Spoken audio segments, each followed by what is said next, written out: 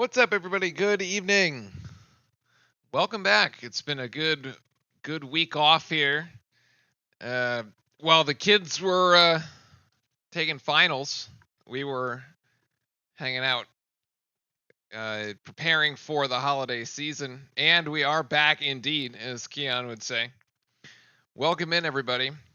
An interesting matchup tonight against a George Mason team coming in on a bit of a hot streak, winning its last 5 games, and also ranked very highly in defense, which is kind of interesting.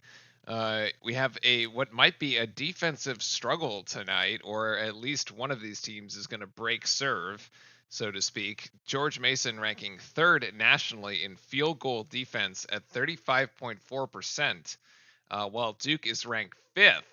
So strength on strength here. Although, to be fair, in looking through the various games of George Mason, I was not exactly convinced about whether that stat may be real or where are they from. But that's kind of where, yeah, like I said, I'm not convinced on whether or not George Mason's national defense stat is real based on who they've played, but we'll see tonight. Yes, Orlando, the stream does kind of look different. I'm going with a slightly different look. Just going to try something. This was kind of the thought I had at the start of the stream last time that I kind of wanted to try, whether or not we could sort of integrate the score and the clock into the header above. I don't know if it's cleaner or worse. I have no idea. I might totally get rid of it later. Yeah, I don't know. This will be an interesting test. We'll keep iterating on the design. I like the blue above. I don't know if the rest of it doesn't quite match. We might have to do a full color scheme update. But Chris, welcome in. Timothy, also welcome in. And Nicholas, welcome in. Tell the Seahawks I said hello. Yeah, I mean, that was fairly obvious where that game was going. I'm not in Seattle, but right now, so I can't really say anything to the Seahawks. But yeah, I mean, like once Geno Smith goes down, it's like you go from like bad to like really bad. Like I don't know what you're expecting. Like honestly, the Seahawks team is kind of funny because they were like an 8-5, I guess now 8-6 team that you're like, oh my god, they're actually winning their division. But then you look at their division and it's like George Mason's wins, it's like those teams aren't actually very good. As the first shot here by Mason goes off and the rebound corralled actually by nobody as the ball goes out of bounds and it'll go to the Blue Devils. The starting 5 for Duke is a repeat of what it was in the game before. So you got Flag, James, Malowach, Knipple, and Proctor. So Cephas is once again coming off the bench in his supporting role as the 6th man, which I kind of like the change. He's been actually quite strong off the bench. 2 games of around 10 points since there. We got almost an alley-oop as Flag hits the deck really hard as he was undercut there, and he looks to be all right. But yeah, the whole like Seahawks situation is a disaster. They it's like it's deceptive. It's like the Steelers as well that have this amazing record and they're there because of their defense. But like the Seahawks don't have that defense, so they're like mediocre and they'll probably end up like 8-8 or something. But yeah, they're like, I mean, the receivers are great. But they really don't have a quarterback. So it was kind of obvious where that game was headed as soon as Geno went out. As Knipple hits the deck, falls backwards, keeps his dribble actually, and there's the high screen by Malowach. We're going to try to go to the alley-oop again, and it will be another foul. That one on Woody Newton.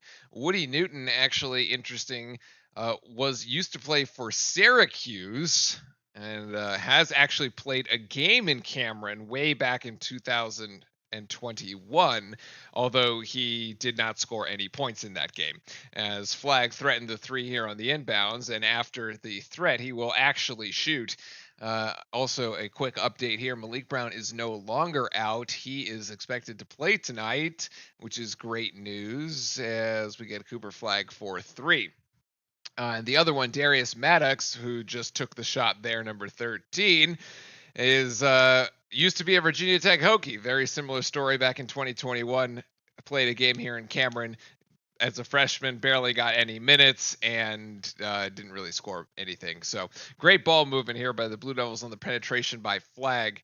Off to Sion James rather, and then the extra pass to Knipple, who couldn't get the shot to go down. Student section looks great tonight, actually, for a game on the 17th of December. Is probably most students are ready to depart for, actually probably just finished finals are ready to depart for home, but we actually have a full student section. Even if we probably did have to sell a couple of the GA seats there on the ends. A George Mason shot no good there by Braden O'Connor, and it's 3-0 still to the Blue Devils here in what could be our defensive barn burner. All right, UNC versus Florida underway. What is the UNC versus Florida? What is that one? Are they playing basketball too down the road?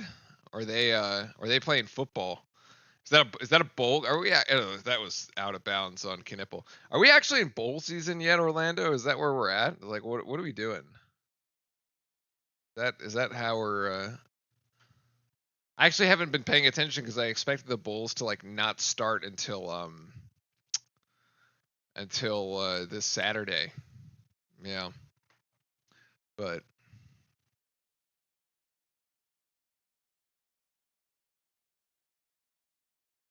so I haven't been paying attention to the bowls that closely. Oops.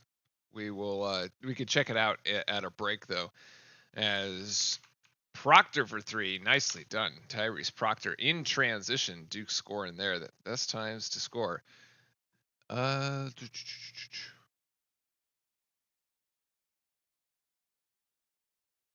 Checking a few things there. Another turnover here for George Mason. His flag is looking like he's about to take it the whole way, but the turnaround jump shot there will go down. Bowl season started with Jacksonville State or South Carolina State. Okay. All right. So we are in full like bowl season. Okay, I got it. We're good. I'll have to turn that on afterwards then. Those bowl games are, I always like the ones that they get like high scoring and you're like never too sure which ones are going to go crazy. But yeah, no basketball. Knipple for 3. Come on, buddy. Oh. That one doesn't go down either. 6-2 as Darius Maddox hit 2 for the Patriots,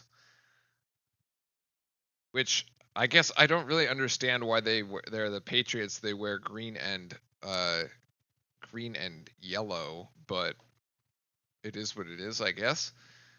Flag wants 3, or is that a long? That's a long 2. That's a long 2. Timeout for GM, as Flag has 5 points here.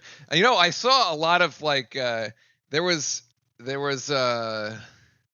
what is it? Let's call it, there was the Twitterverse was sort of up in arms about like Cooper Flag not even getting in double figures in the last game, the Incarnate Word game, and people were like, what is he like? What's the deal? And I'm like, did anybody actually watch the game? Like Duke didn't need him to play.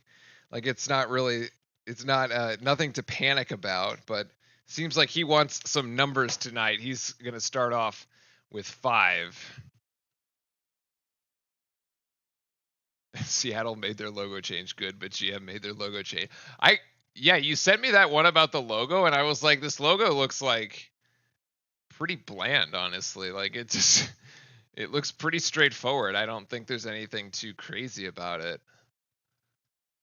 Bow and Mason on Newton, and it's kind of funny. There's a lot of like rebrands going around, like that. Like I guess sort of infamously in the last couple of weeks was the Jaguar rebrand, which was horrid. But yeah, I guess there's a lot of folks switching to this like more modern looking font. I don't know. You might as well call them general managers.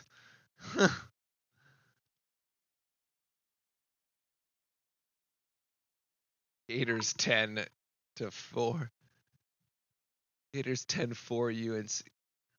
Gators 10-4. That's supposed to mean So a quick recap on a couple things to watch here today. George Mason, a big differentiator actually for them is well, not only this defense that we had talked about, which honestly I don't think is going to hold up tonight against our Duke team. We Yeah, I'd be surprised. I'd honestly be surprised if we have a defensive outing like we did against Incarnate Word, where we put up, like, in the end we put up 72 points, and here's the box score from that game. But like, it was a pretty ugly game, to be honest. Although Malawach had a great game, so great for him. I mean, 17 points.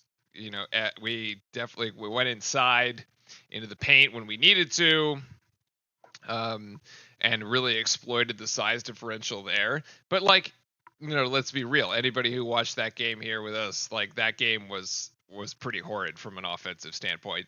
It was really rough. So I expect to see a lot more flow, especially because these guys have been rested for a long time, for like a week now.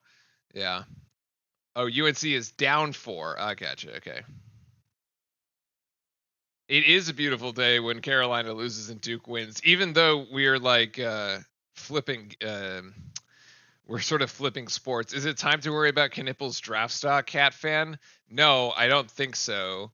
I don't. I would not say it's time to worry about the draft stock. Where is the score? Well, the score is 8-2, as it says there. I guess we could do that. We might need to expand this a little bit, actually. Oh, there it is. We can shift that over there. Make it a little clearer. There.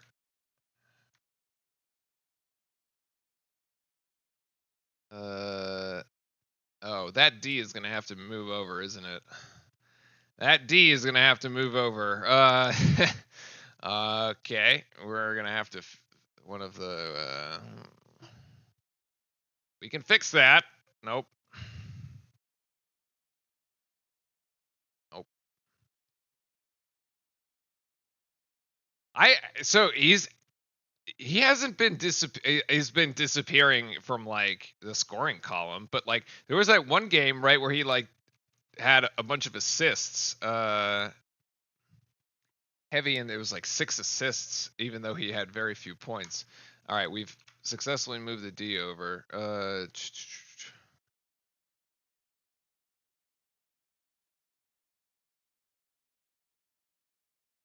We have successfully moved it over too much, actually.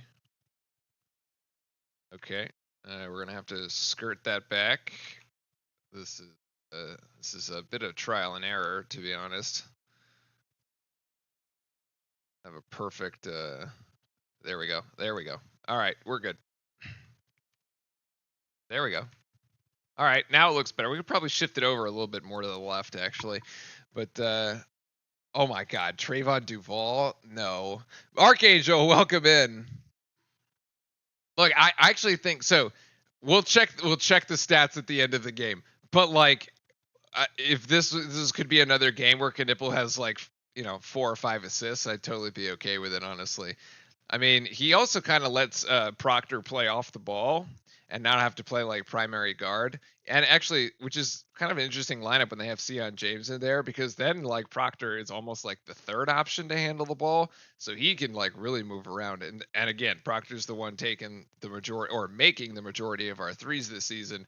So let that guy move around, hunt his shot, and then see if we can get him the ball. Flag is just going to drive in there with the left hand, and that is actually going to get his own rebound because he's just taller than everybody else. As Foster's looking for an angle here, and off the backboard, no. Brown with the offensive board. Nice to have him back.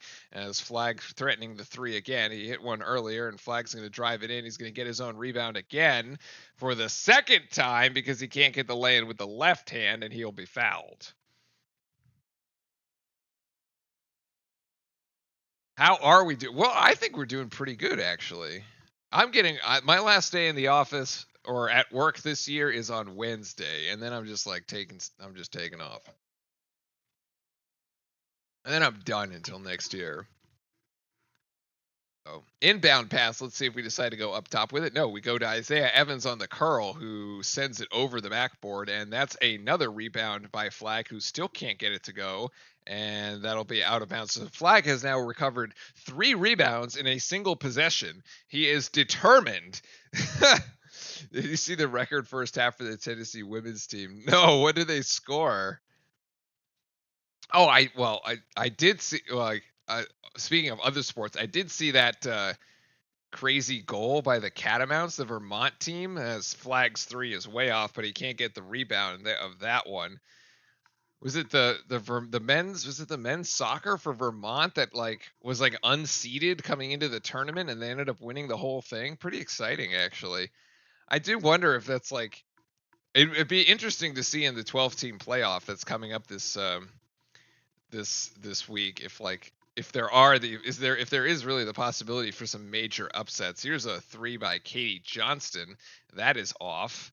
And another rebound for the Blue Devils here on the defensive end. And we are shooting 1 of 12. And yeah, so some of it is George Mason. Some of it honestly is just Cooper Flag not being able to hit anything, or Caleb Foster not being able to hit an open 3. So now we are 1 of 13. That is this is this is going about as well as all our games go when we start. Yeah, how to start a college basketball game Duke style. Miss everything for the first 10 minutes and then figure out, oh wait, maybe we should try to go inside. Up and under there for Maddox. And he's got another 2. They score over 60. Jesus.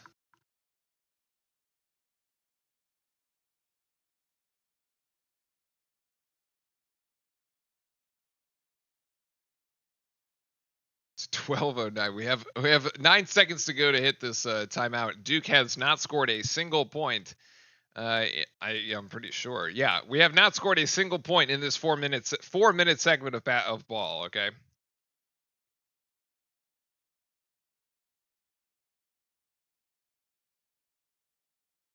Flag is just determined. He's gonna try again. He can't get it. He gets his own rebound. Sends it cross court to James. James wide open for 3. That shot finally lands.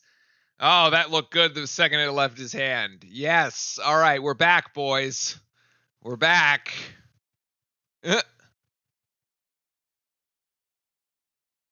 It ended 130 to 40 something. That sounds like my fantasy football game from this week. I made the playoffs, but I'm just one of those I was the 4th team out of 4 in, and I was like, well, I'm just kind of happy to be here because I was playing the 1 seed. The 1 seed has a team with Lamar Jackson, Derrick Henry, Jamar Chase, and Mike Evans, and Jordan Addison. I'm like, come on, man, this is insane. He put up 100. He put up 160 on me, and I was like, okay, this is just not going anywhere. I knew I didn't have a chance, but that was definitely I didn't think I had that low of a chance. All right, we've had another timeout. We've been having quite a fun conversation on the side as the game has been going on, but nobody's been really scoring or anything. So we're actually not missing much. Managing to have an interesting conversation here. Maddox has 4 and Hayes has 2. The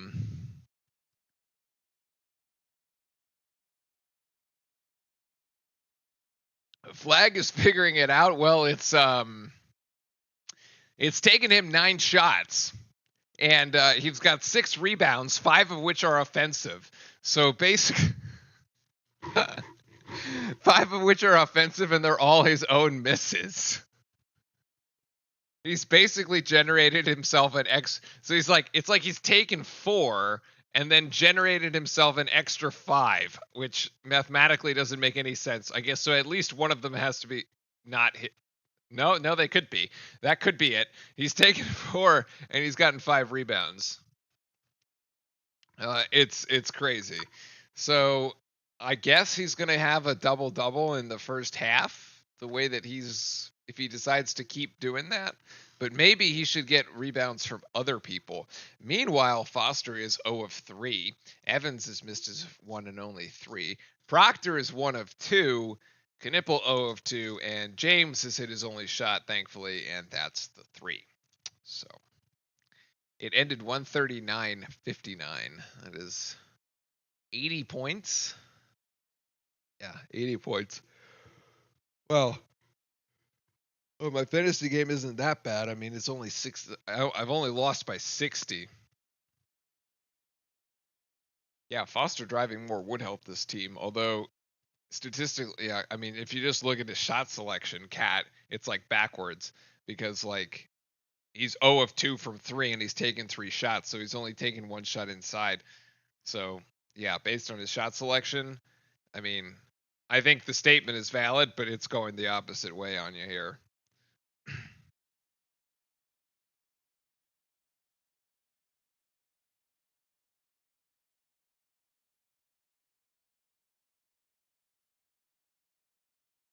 Yeah, it would be nicer if this was like instead of white, it was like a hardwood, like a basketball hardwood. The problem is that the scoreboard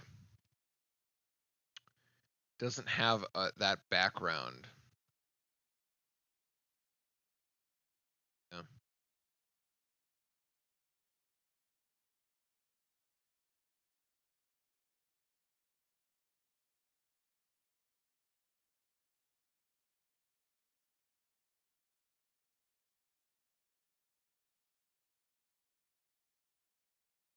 I actually think what's really helped the women's sports is at least I hope is the NIL. When when actually, and what I would like to see is the NIL stuff actually have more of an impact. I think when the NIL stuff was first announced, I'm on the record here on the channel saying that if NIL does not, if schools do not use the NIL or take advantage of the NIL to elevate the non-major like power sports, the basketballs and the footballs, for example, then the NIL concept is a failure. But I think for some cases it has worked, but I mean, they definitely don't have the NIL budget. Like, I don't think any women's team has a $20 million NIL budget like Ohio State. Although I'm rather confused, I guess, as to why that doesn't fall under the Title IX jurisdiction, because it would not be equal opportunity if you like from a monetary standpoint. As Gillis hits a 3, that's a rarity, but nicely done.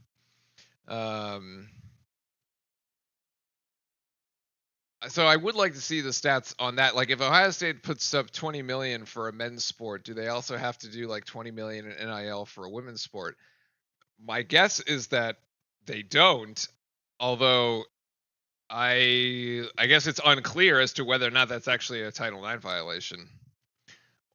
Or like I don't know. I'm not a lawyer, but my hope was that the NIL would actually kind of equalize some of the revenue and some of the spending across the various different sports, and even some of the lesser sports like lacrosse, field hockey, track, soccer being a big one, right?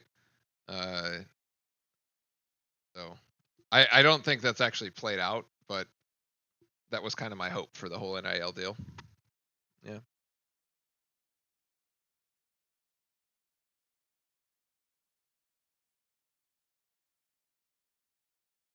Actually, men's sports that lose money do not get disbanded. I don't believe that. I don't know if this is. I don't know if Duke's men's lacrosse, for example, is actually revenue positive. It might be, but the men's lacrosse teams of most other schools are probably not. Uh, the oh, I guess in the pros maybe, but also there are other ways technically to lose money and stay and in so you can lose money from the standpoint of like your profit is negative, but your revenue, but you still make revenue, which is like every tech company, every high growth tech company that has like ever existed, which basically all lose money, although they make tons of, like, actually make enough revenue to keep themselves going. So all that really matters is what is your cash flow. And yeah, if your cash flow is negative and the money in the bank is zero, then you are technically bankrupt. But you can not make money, have positive cash flow, and have money in the bank and still continue to go. That's basically any startup. Like, uh, you get like you sign with a VC, they give you a $10 million check. You don't make any money, you just spend a bunch of money that year trying to grow something, and then like you don't stop the startup next year. Yeah.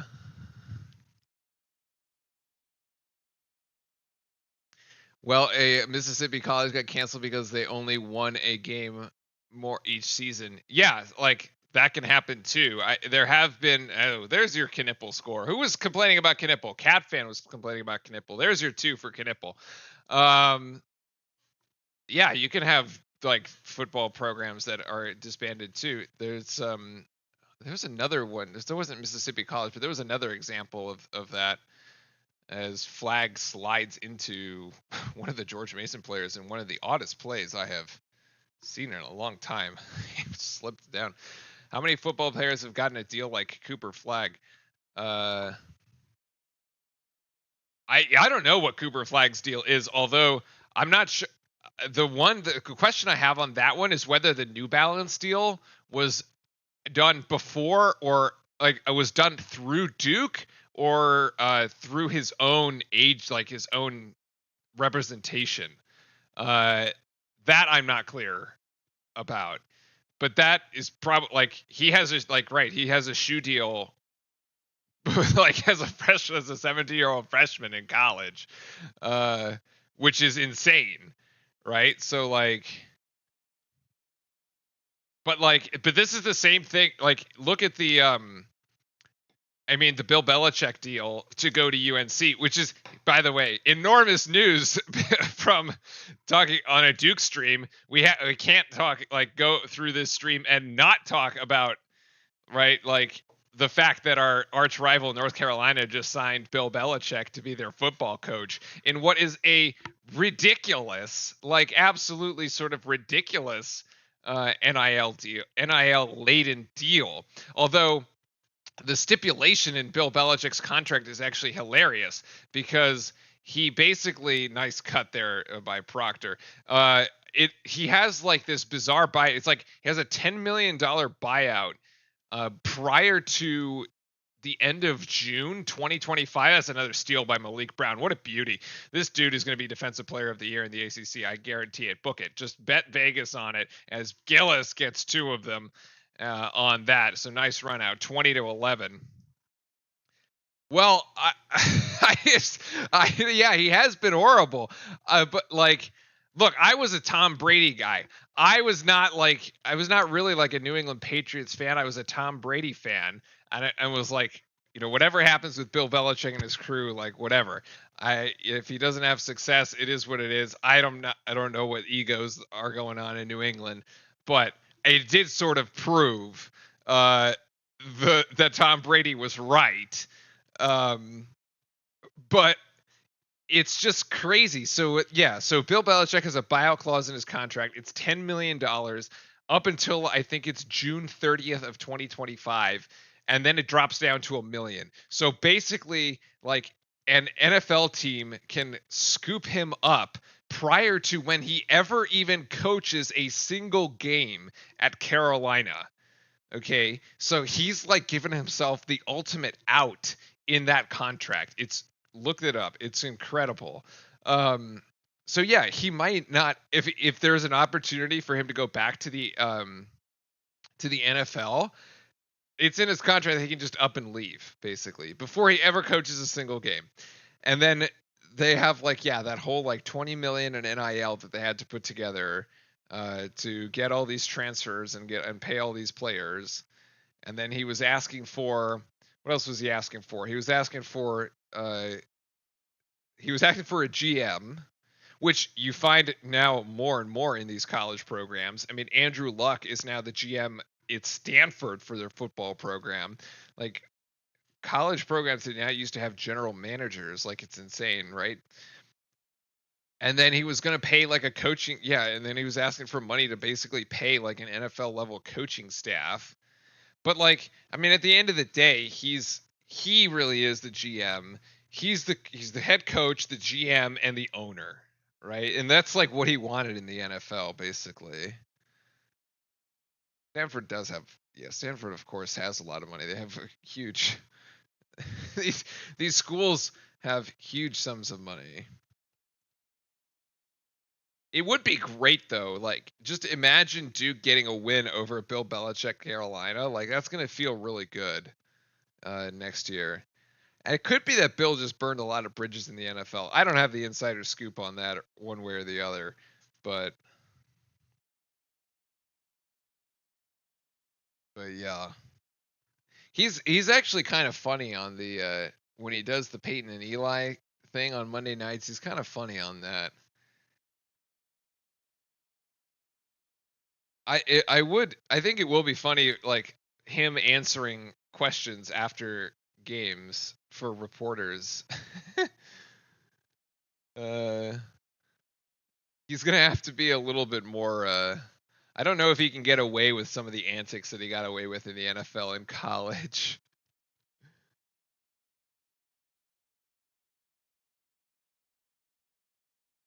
Ole Miss beat Georgia this year, 28-10. Carey hired a cheater, so it's definitely a good combination for me. The rivalry makes it much more competitive.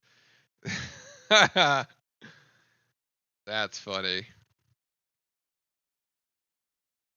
Probably going to be better than Mac Brown. Oh, it would be. It would be. I guess the icing on the cake is if like Belichick comes to North Carolina and just gets waxed, because that's like really bad. Usually, like to go to the NFL, you have to at least do decent in college, right? Uh, but yeah, if he just gets absolutely waxed, it's not gonna really help his chances. But he's like super old, man. Like the dude could just like retire. Like there's no need. I don't. Here's the thing, right? Like I don't understand the need for these like what do you call them? Octogenarians, septuagenarians, 70, 80-year-old people to just like keep working. Like what? It's crazy. Like the only, at least to their credit, the basketball coaches all decided to basically step aside, right? Coach K, with the new NIL like thing, like post COVID, and then the NIL era came in. Boeheim, uh, Krzyzewski, Tony Bennett, although he's younger, he's like much younger to be fair. Um, a nipple for three? No, not quite. As that should be a foul against was it number 5, Emijuru? Yeah. How old? Belichick is like in his 70s, man. He's a 25-year-old girl. Okay, he likes to stay young. Like sure, but it's like this is the problem of like it's the same problem that you see in politics of people staying well beyond their age, and then it's like in coaching, although it doesn't have the same sort of like impact on like normal people.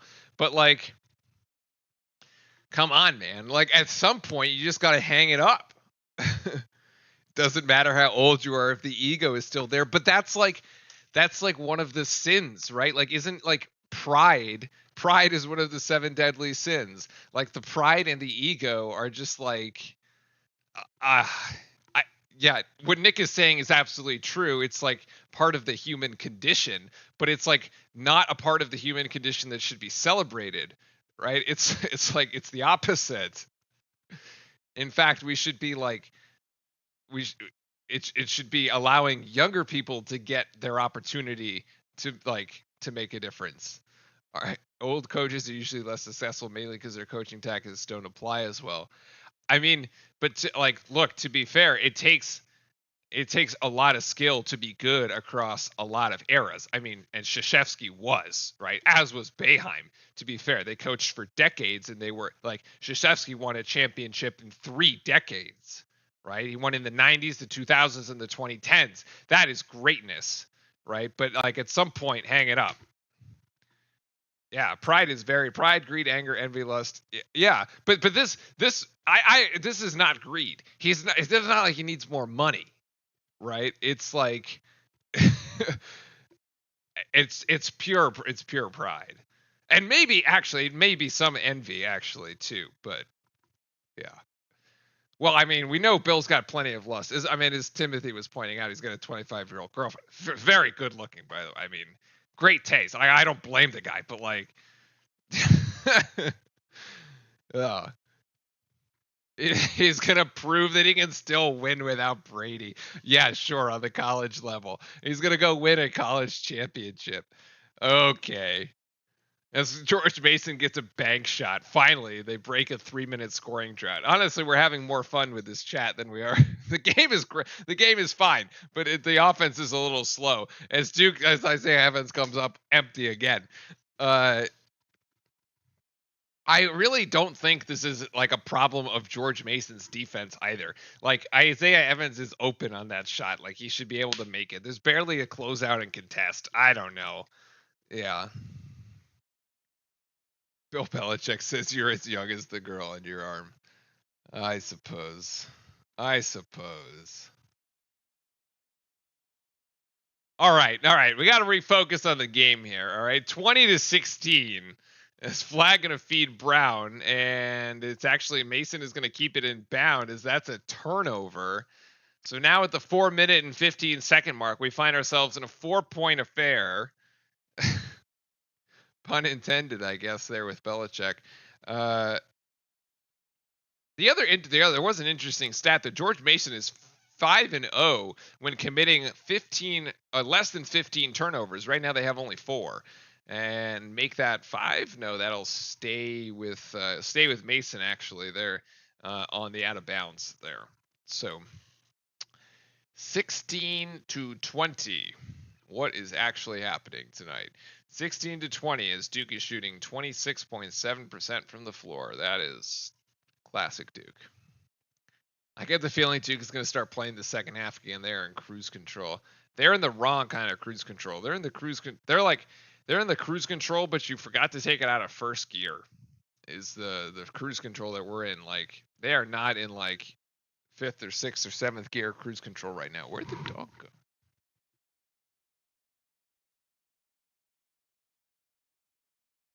Where did the dog go? Ash?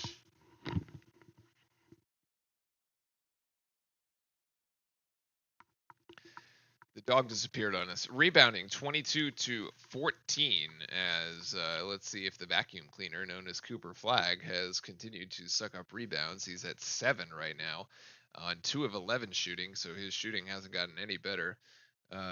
Grim just turned on the game. What is this? This is pretty bad is what this is. I mean, this is typical Duke, like sleepwalking through a game. Hasn't played in a week.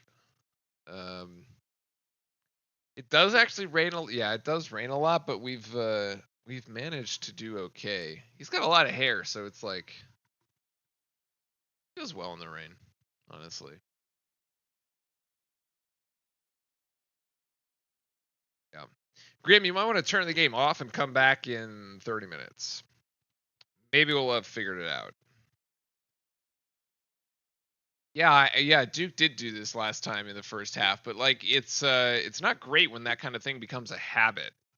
I mean, we just have a consistent pattern of just playing poorly in the first halves of games, and like not really what you want. I mean, can anybody remember a game this season where we have not started slow?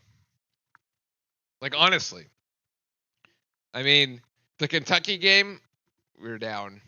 Arizona game, also down. Came back to win it. Kansas game, down. Came back to tie it. Almost won it. Auburn game, down early. Came back to tie. Won the game. Like, Incarnate Word, down early. I don't know. It wasn't down early. It was close. It was competitive, I guess, early. Extended the lead in the second half, won the game like easily. Um, Ooh, there's Coach K showing Shane Battier a bunch of memes.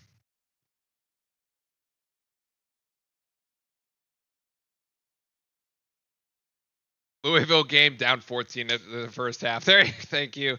Yes, forgot about that. Forgot about that one. Came back, won the game. Like, won the game. I don't think there's a single game where we just haven't been. Also, for a second there, I thought we had 6 players on the floor, and then I realized the 6th one was John Shire, who was also wearing an off-white color shirt, so it was like he's blended in with the jersey. Might need him out on the floor at this point, actually. Good switch there by Knipple and Flag, and that is, they're going to get the shot clock violation here. So Duke forces a shot clock violation. That is the 5th turnover for George Mason. See if we can force him into several other turnovers here. Gotta get them. I don't really know if we have to get them above 15. This will probably be the game where their streak breaks. Nice high pick and roll as Flag goes right to the rim. And what? No, that'll be Flag to the free throw line. What do you mean the restricted circle? Why are you pointing the restricted circle? No, he was not set. Louisville almost won at Kentucky. Interesting considering how depleted they are. But that's like an in-state rivalry. That's like one of those it's like Georgia Tech. Like Georgia is like one of the best teams in football, but that game went to 8 overtimes. Like, and Georgia Tech isn't really that good of a football team. So like, you never really know with these in-state rivalries. Flag manages to make that one at the free throw line. Well, that's definitely Flag's shooting at the lines, whether it's the 3-point line or the free throw line, is going to be a big story that we need to watch throughout the season. He's left a ton of points at the free throw line so far this season. Certainly his 3-point shooting hasn't been very good. Hi, bud. Dog's back. Hi, bud. How you doing? Probably starting to get hungry. You're gonna have to wait like an hour, bud, before we have dinner. Gonna make you some more chicken. All right, so 22-16 here, the last 3:25 in the game. Sorry, in the first half, what am I saying? Flag almost picks up the steal. 3-pointer there for Billups. That's going to be a long rebound to Knipple, who travels. Because he was like, what? It's like acting like a cornerback, like going down after intercepting a pass. Like, what is that rebound? Ashno's chicken. What is this rebound, Con? What is that? That was like the interception from the Broncos game the other night. What? Was it that Sertan, I think, picked it off? All right, so Mason's going to have another crack at it. And actually, they're just going to turn it over. He's going to lose the ball. Braden O'Connor actually was got 3 people scoring so far for Mason. 5 for Duke. All right, Sion James. Playing point for our Blue Devils at the moment. Gives it over to Khan. And here we're going to have the high screen and roll with Khan and Flag again. No, they decide not to go for it. Little crowd in the paint now that Malawatch is there. Gillis inside, going to kick it outside. Nice shot fake by James. And then they're going to get it to oh, man. Gillis on the inside. Once again, the shot fake as Billups goes up for it. And that'll be Gillis at the free throw line for 2 shots. That's the 6th team foul on Mason. Yeah, as Billups just kind of rides Gillis there. Whoop. Duke looks like they haven't played in a week, which is exactly how long they haven't played for, as Gillis misses the free throw. Michigan State is having problems with Oakland with 7 seconds in the first half. See? A lot of teams haven't played in the last week. It's not just a Duke problem right now. Also, Oakland, decent team, NCAA team from last season.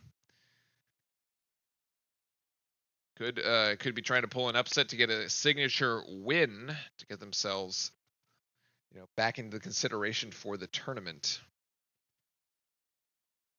1 out of 2 at the line for Gillis as George Mason trails by 7 here with 2:33 to go. Driving, that was deflected by Malawach, I think. Credit him with a block on that play, saving the basket. Flag is open in the corner. No, they're going to go to James in the opposite corner. James for 3. No. Weak side rebound and actually foul to Knipple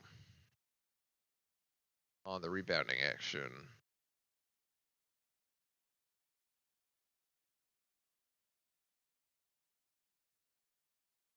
This part of the season is always a little odd because it's like it lacks continuity. Like once we get through the holidays, we're back on a 2-a-week schedule, and it is consistent until the end of the season, right? You play Wednesday, Saturday, or you play Tuesday, Monday, and oh my god, we almost turned it over again as Malawach runs into Knipple, who hits the deck. So there is just a lot of like stop and go here in December. We're trying to go with the alley oop there's the pass into Malawach. Malawach with the, oh my goodness, the turnaround hook shot, gets his own rebound and will be fouled on the attempted dunk, which did not go. So Malawach to the free throw line here for 2.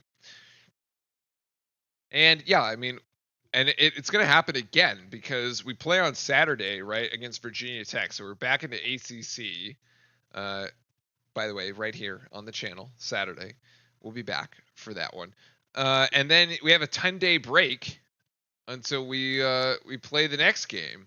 And then you're finally like starting to get back into a rhythm. So yeah, I think the stop start really does mess with it. Duke saying beat Ole Miss. The football players up front, that's really funny.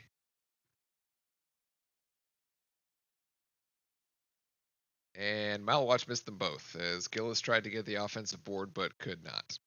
I mean, we did say at the top of the show that this could be a defensive struggle, given that George Mason is 3rd in the nation in field goal defense and Duke is 5th. And right now, the defenses are both winning, and no team seems to be giving way at all. So, not really surprising. Hi, bud.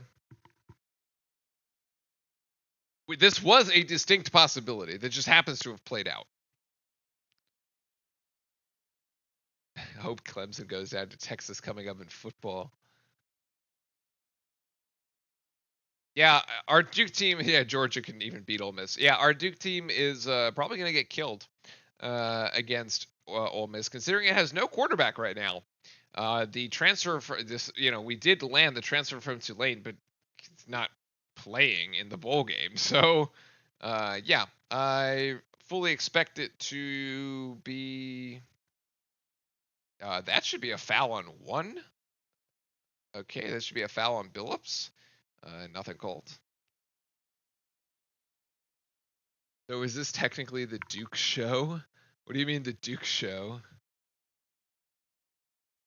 Why did Malik use this for that oh, yeah. The stat padding. I don't know. No, he's not hurt. He's transferring. So, like, he's not going to play. Oh, my goodness. Oh, what? We can't even get that rebound. Mason is going to have a 3rd crack at the rim. At the shot here. Wow. Malawach, I thought, had deflected that. 10 seconds on the shot clock, and this will stay with George Mason here with 11 seconds to go. We have tried 3 times to get a defensive board to close out this position. There are 50 seconds left. If we actually did get that defensive board, we could have gone 2 for 1, but no.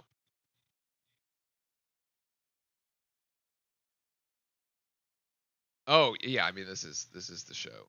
This is the Duke show. Duke fan show. I mean, it is kind of interesting that you're allowed to declare transfers prior to the end, like the actual end of like the season, I guess.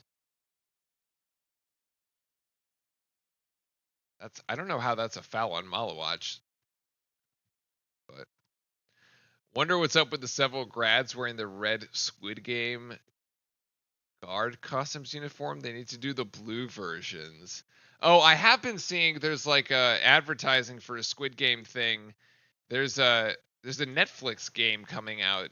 Then they're advertising there on the side along the Cameron Crazy section. I haven't seen the grad students though. Well, he's hot about this being called a foul. We'll review it. We'll review it. Oh, I see what you. There is a Squid Game person. That's funny. Were there actually blue versions of those suits? Yeah, that was not a foul. Finally, we're able to close the possession here and actually get this over the timeline. So now we have 10-second game clock, shot clock differential as we are attempt to go up by 9 or 10, depending on what the shot selection is here. It's going to be Knipple, and Knipple is going to force this one in. And that is 2 points for Khan here. He's got 4 in this first half. And 12 seconds here for George Mason, trailing by 9. This is Johnson. Johnson going to put up a long range 2. We're going to get the rebound in 4 seconds here. We can actually bring this down the floor. Nice fancy dribbling by Knipple. Knipple's going to put up the 3 at the buzzer. Oh, not quite.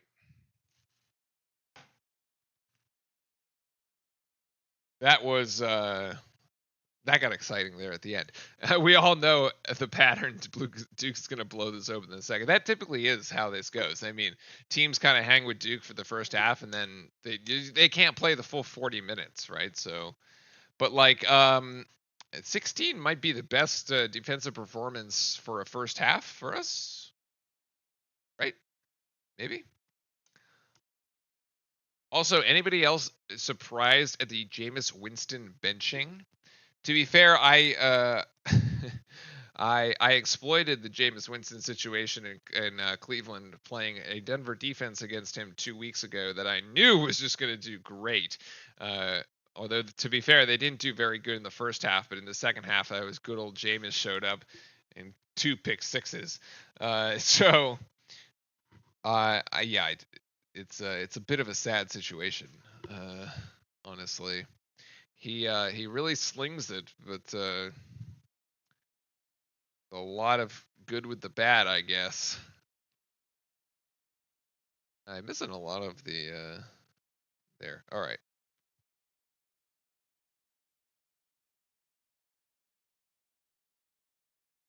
All right. So that's where we're at. Let's see what we have. What was it that Taylor Tannenbaum is a knockout at? Oh man. No. No.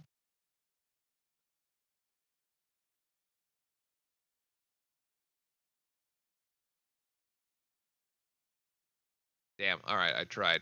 I was gonna rewind it to go to that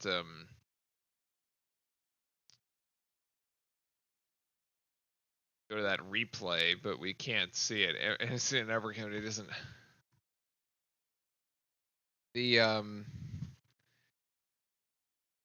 yeah, so I guess a lot of interesting. Oh yeah, also David Montgomery being out has ruined my fantasy season. I have no replacement running back.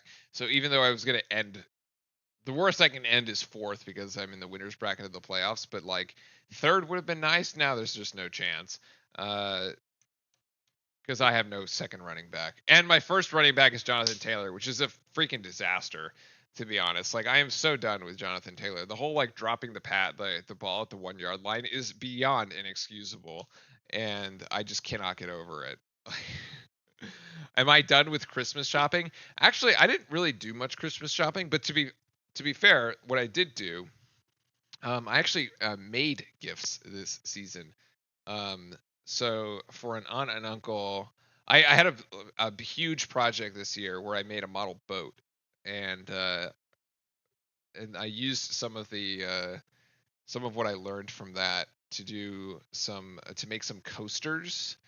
So I made some coasters with some what do we call them? Like custom designs uh, that were laser etched onto mahogany, and then yeah, so I etched the designs onto the mahogany, cut out the outlines with the laser, sealed it with a special sealant, and then I'll be distributing those to various family members for Christmas. So yeah, I still need to get something for my mom, but that one will probably be bought. I don't have any mechanism to create gifts at this point anymore. Um, so I recorded a concert for her and put it on Blu-ray. Well, there you go. That's nice. So I'll have to figure it out. But what's everyone's dinner or snack? I think I'm having steak after this. I think I'm having a steak after this. Yeah. So that'll be nice. But that'll be another probably hour and a half. I had a snack earlier. I had some toast, just to tie me over until the till the end of the game. Is South Carolina even ranked? Uh, oh, is the Vikings Lions game will decide who gets the 1 seed and home field advantage in the playoffs. Yeah, they still have to play, right? So that should be. I mean, honestly, now without David Montgomery, I don't know. I still think the Lions are better.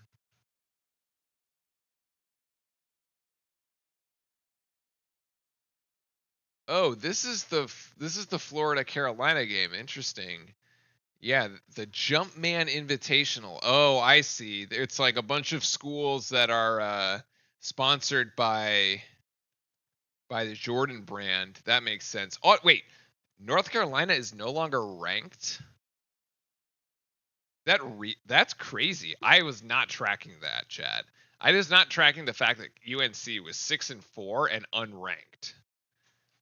That is that is that is crazy. Their defense is down to third string. Oh yeah, on the Lions side, yeah, that's right, because they lost the guy in the Cowboys game. That one of their really good linebackers, right? Lost for the season.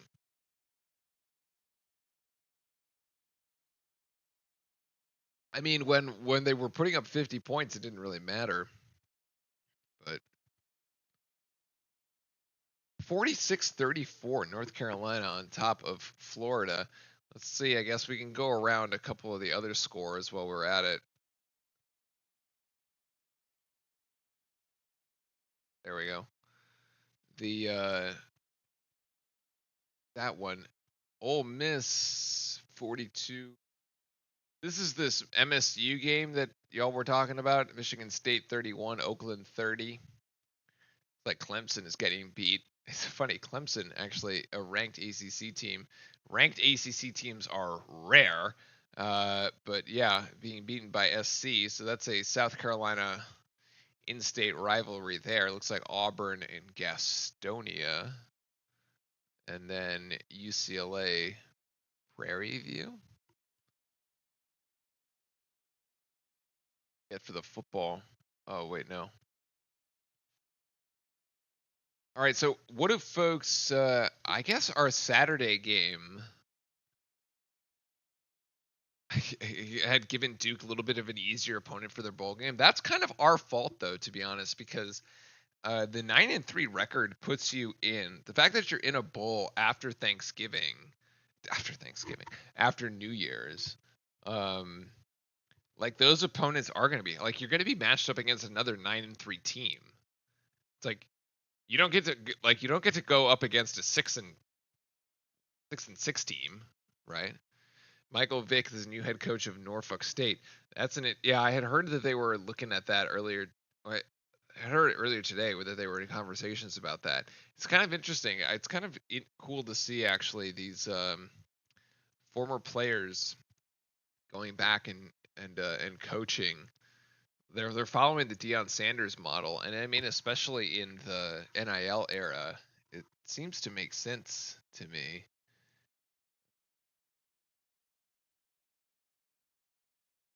What time is our game on Saturday?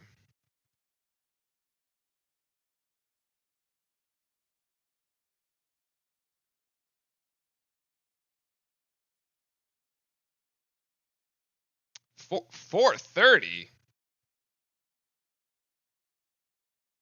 What? No, that's wrong. That's a Tuesday. Wait, that's a Tuesday. Oh yeah, okay, that's a Tuesday at 4:30. Okay, because that's New Year's. That's New Year's Eve. Oh, it's the 31st. Yeah, so that's an early game because it's New Year's Eve. Okay, that makes sense. I was gonna say what? Georgia Tech. Our game is on. It's at noon. Okay, noon on Saturday.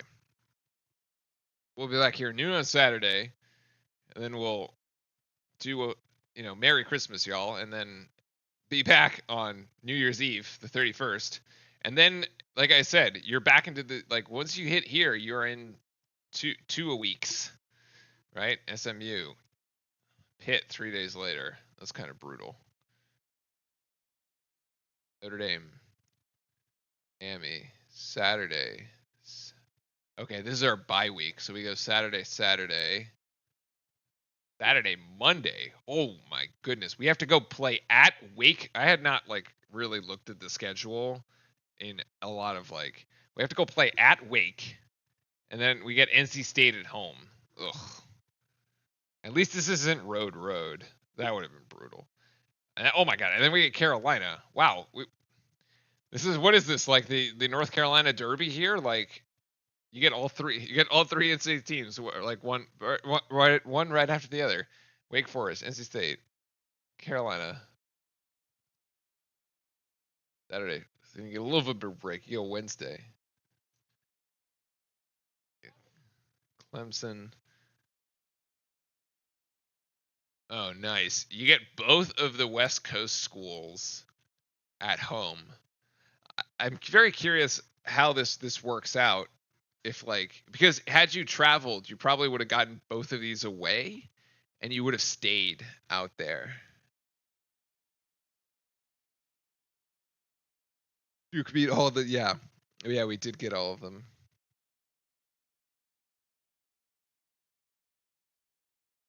Oh, yeah. So your mom, you got another present to see Blake Shelton in concert.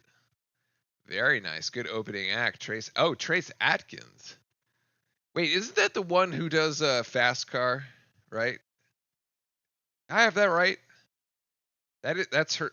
That's the song, right?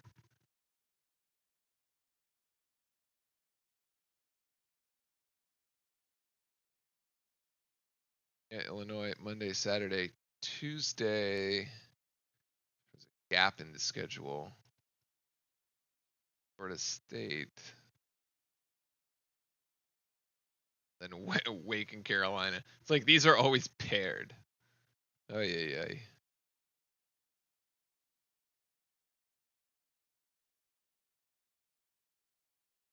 No, Luke Combs did the um no. Luke Combs did the cover. The original.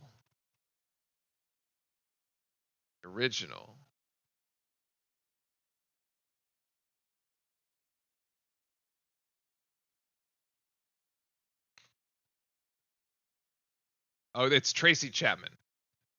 No. Trace Atkins is different. Similar. Trey. I got confused with the Trace in there.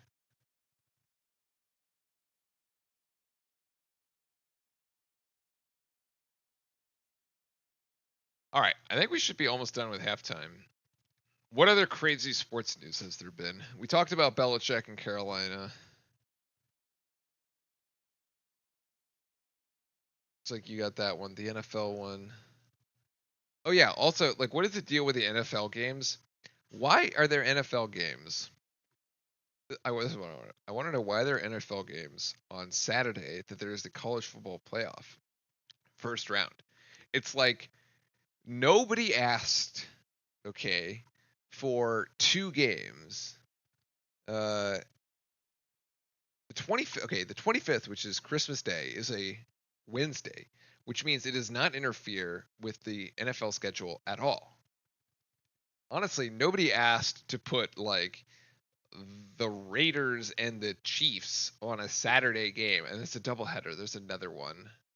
I can't remember the other Saturday game. Anyway, there's like another one. It's like nobody asked for Saturday football games when we have college football. Especially this is the first year of the college football playoff.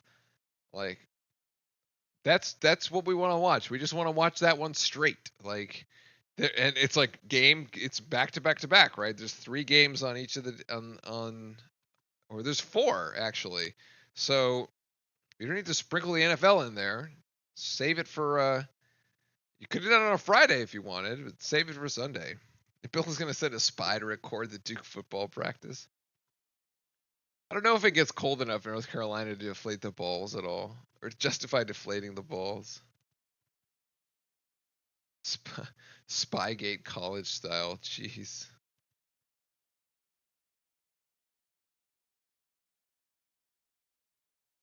Oh, hi, buddy. Hi. I think he's got a dinosaur.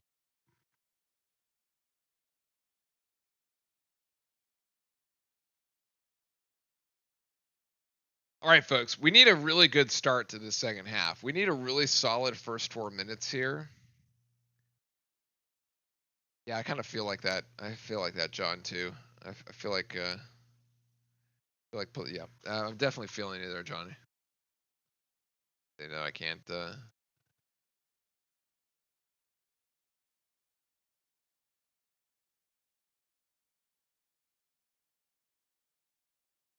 right.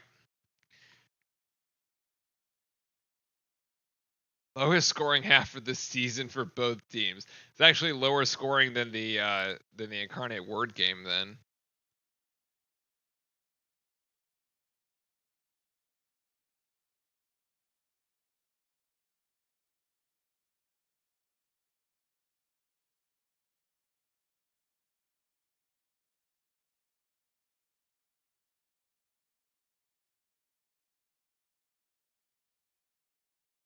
Yeah, so this is what we've been going back and forth on. Does the defense have something to do with this, or both teams just can't hit the ocean right now? I don't know.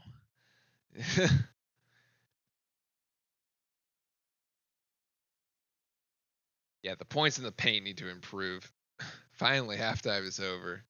All right, Archangel says that the Duke is going to come out smoking. Let's see it. Let's see it, boys. Come on, let's do it.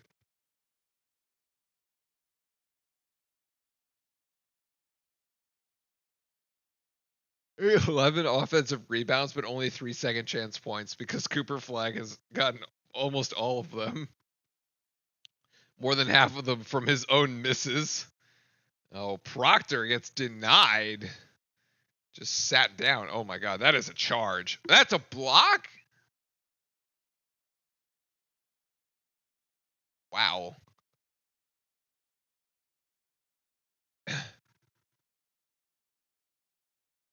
Oh, yeah, okay, all right. James just kind of puts his shoulder in here. Like, square up and take a charge, son. Sion is willing to dish out the pain, but not take it, I guess.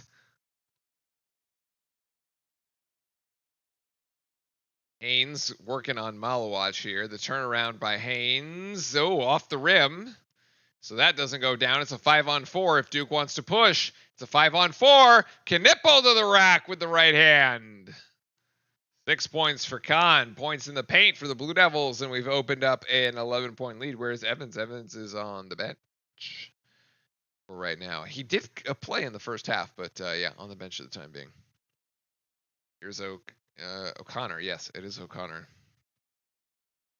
And they're trying to feed down low. They're trying to feed the big man Haynes here, and it's denied by Malawatch.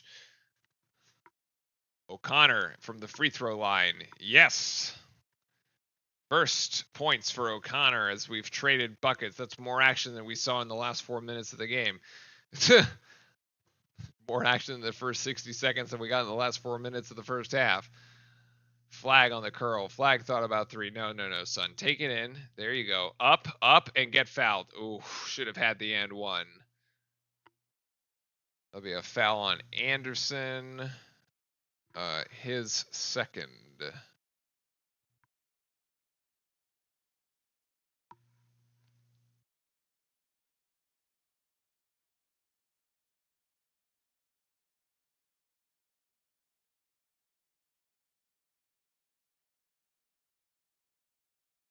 Flag at the free throw line. Yes. So far, so good at the free throw line for Coop tonight. 8 points so far. He's missed one, but yeah.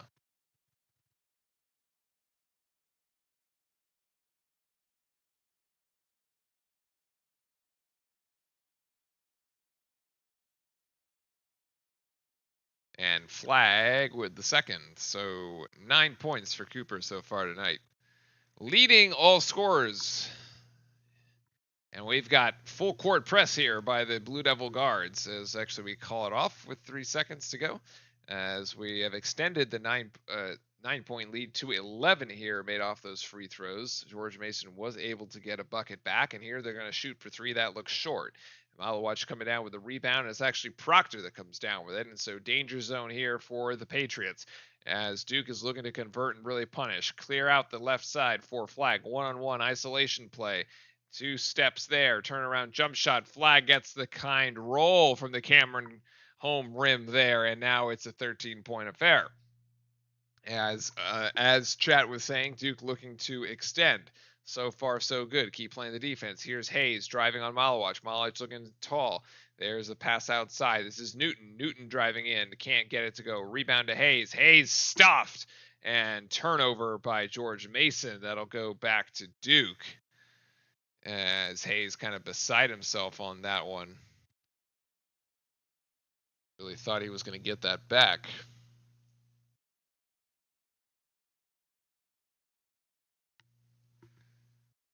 All right, so now it's like real danger zone. Score here is a timeout by George Mason for sure. Knipple feeding Flag down low. George Mason almost brought the double team. The swipe across, no. And Cooper Flag breaks down the George Mason defense, and Duke is up by 13 as Flag has got 6 points here in this half to lead Duke. It's 6 points for Flag, 2 for Knipple, and there's the +8. As nice deflection by Proctor. 18 seconds on the shot clock here as George Mason refuses the timeout. Refuses to take a timeout. We all know the pattern. It's written as the prophecy goes.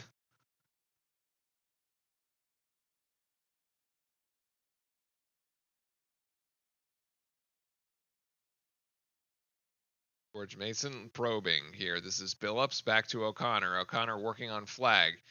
O'Connor now into Malawatch. Good defense there. Hayes is going to take a mid-range jump shot. We take that all day. Rebound Flag and the outlet. Oh my goodness, that was almost a dirty play as Hayes tried to trip Flag coming across. I don't know what that was about.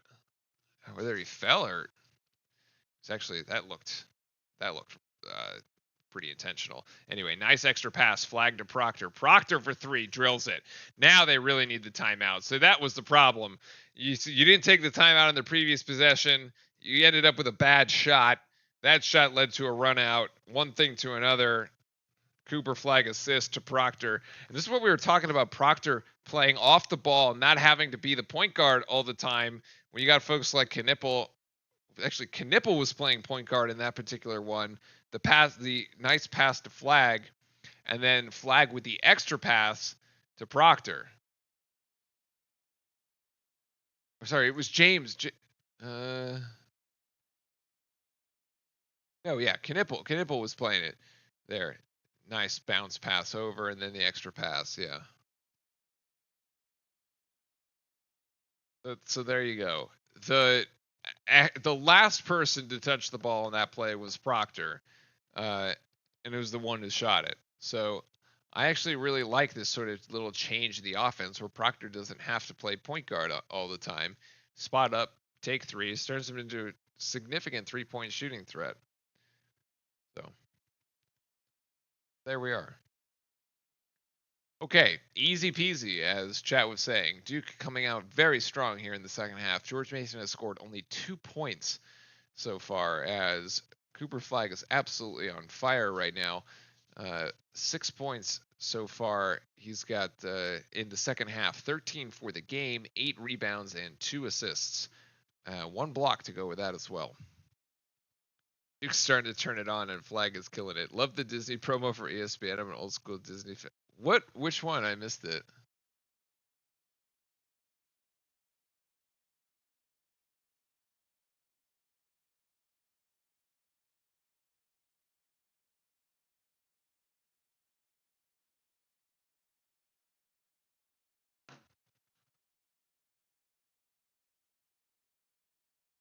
So this is going to be the full timeout here for the Pats.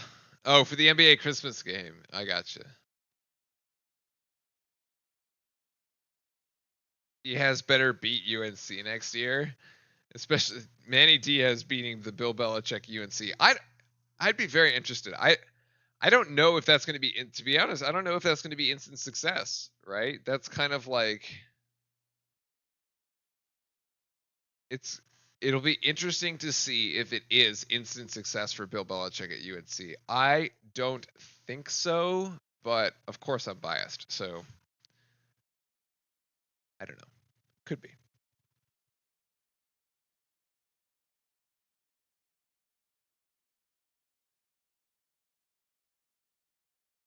I mean, yeah, a good offensive. I mean, Diaz needs to get himself a real quarterback, which I think he has now.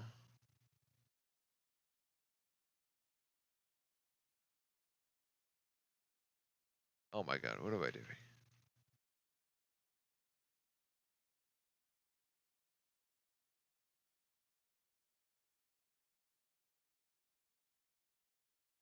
The coaches are saying to the Patriots, "Look, we had a chance here. We let them just get away from us, weather the storm, get back to our basics." As a Steelers fan, he's with Spygate in the AFC Championship. Ha! No use for Belichick. Funny. Duke's still maintaining here the pressure. I like seeing the energy as we've actually doubled up George Mason, which is kind of funny. I mean, usually you'd expect to see this kind of score in the first half of a game, 36-18, when you're like, more than double, when you get the more than double chant going. Very rare to have a more than double chant going in the second half, as the three-pointer is no good, but Duke can't come down with the board. So offensive board to George Mason, the extra shot there from Cooper, and gonna have a foul by Flag, as that actually saves a bucket, but it's a second foul on Cooper. As a Dolphins fan, man, your Dolphins are such a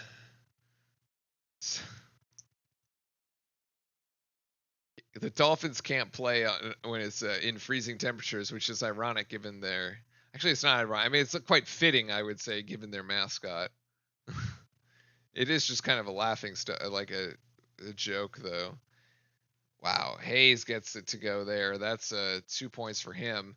So give it 6. A long three-pointer there by Proctor. No good. Nice Malawatch there on the offensive board, and Flag gets fouled on the way up, as Billups will incur his second.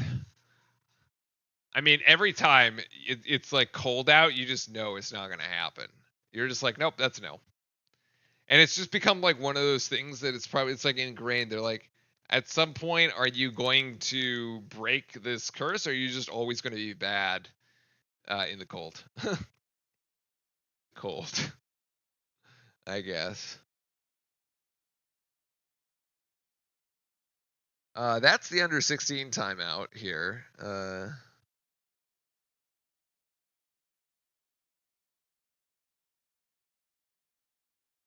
It doesn't get long. Well, I wish Bears quarterback Caleb Williams. I saw such a funny Caleb Williams meme today about like the him like on the bench in pain.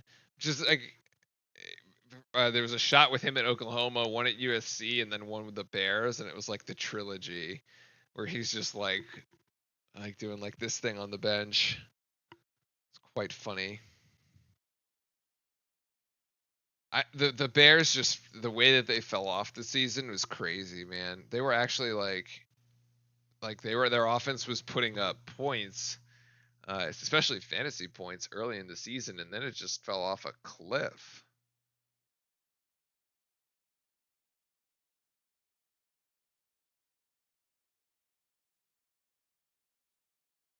Just fell off a cliff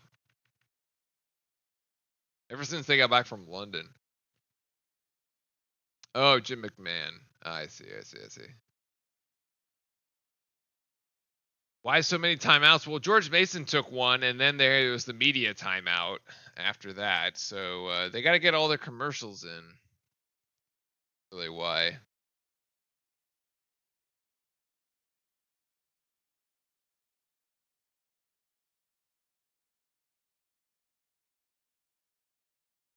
It's nice seeing Duke have more physical big men last year. More physical big men that can move and score. I mean, to be fair, it's been very rough the majority of the time, outside of like the Okafor years or like the Zion years. Although Zion was more like a power forward, wasn't really a center, but you could play him at any position, obviously.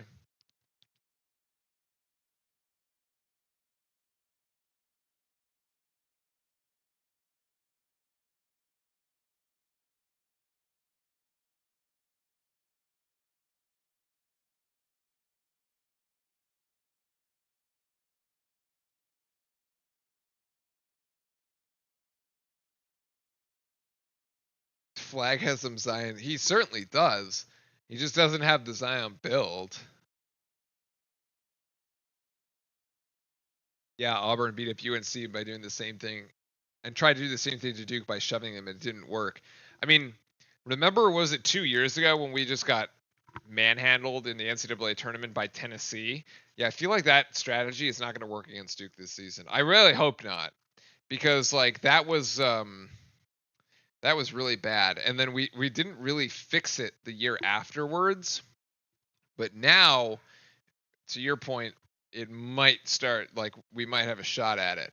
As Flag connects with the first one at the free throw line, he's been good for the free throw line today. I really hope, maybe this time in the last week or so after he took some exams, he spent some time in the gym working on his free throw shooting because he's been doing really well tonight. And as I said, like as soon as he got those free throws down, he was going to start getting 5, 6 more points per game. Like he was leaving a lot of points at the free throw line. He's got 15 points so far tonight with 15 and a half minutes still to go. Looking like a 20-point flag fest right now. As we got a 3-pointer here by Billups. That doesn't go, and the rebound on the weak side to Proctor. And we win the championship, of course. Yeah, of course. Like the season, we obviously we come into every season thinking we can win the championship, and that's going to be another foul. As flag, are they going to call that a shooting foul or not? That is going to be Billups' third foul. Okay, they say it's 2. I had 3. Okay,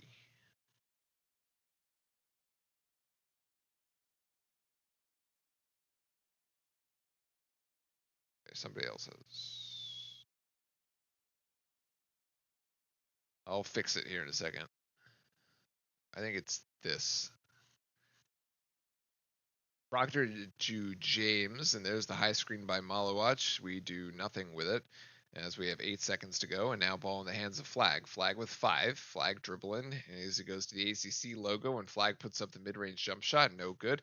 Knipple tries to save it, and actually that'll be out of bounds on George Mason, as Knipple does successfully get the forced turnover there.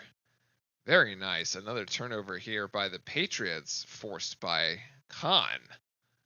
So yeah, going back to like Khan and people worrying about Khan, his contribution is more than just offensive, like the steals, these sorts of hustle plays, the assists. I think Khan Knipple is actually a prime candidate to do a second year, like come back for a second year. I would not be worried about his draft stock right now. I don't even know if he's worried about it right now. Nice feed down to Malik Brown. And as Brown gets into the box score, another assist for the flagman. And Duke has doubled up George Mason again here, 40-20. Oh my goodness. What a sell job there by Haynes. My goodness. What was that?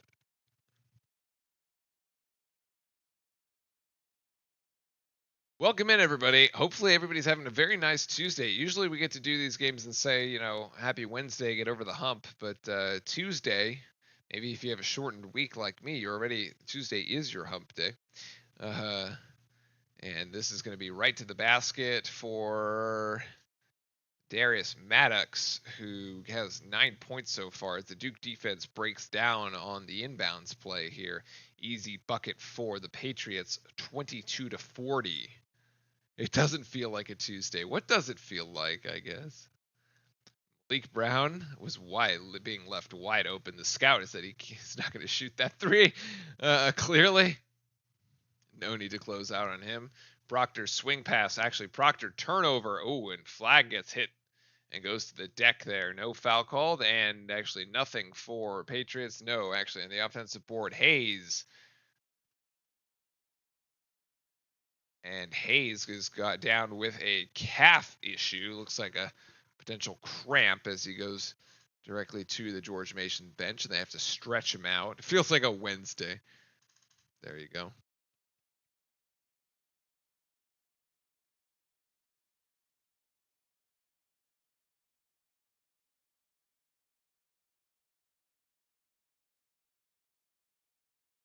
So Duke by 16 as we kind of like really ramped it up and extended the lead there and have kind of like put it back into slow-mo. I mean, the line was 19 and a half. Flags 3 is way off. 19 and a half. So Duke really only had to win by 20 to get the line to work for us, but I mean, the offense isn't you'd hope we could like put up at least 60. Maybe we get there. Good defense by Flag. Is Billups again going right? Billups in with the two-pointer and the runner as George Mason on a quick 6-0 run, and John Shire is going to call timeout. Not liking what he sees defensively as Duke has been giving no help, and George Mason has brought it back to a 14-point margin. I would have liked to see more Gongba in this game, or like some more Isaiah Evans, but we're yeah.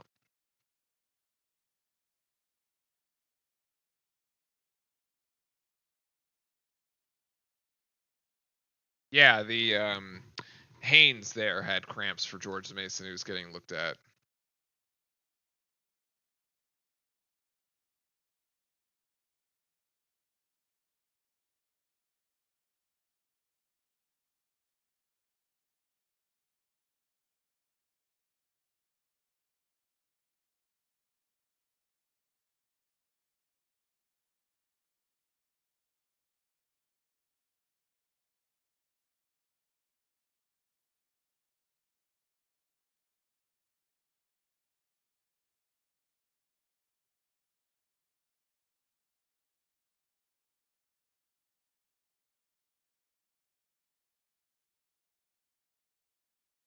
There is a media timeout at every 4 minutes of a half, so 5.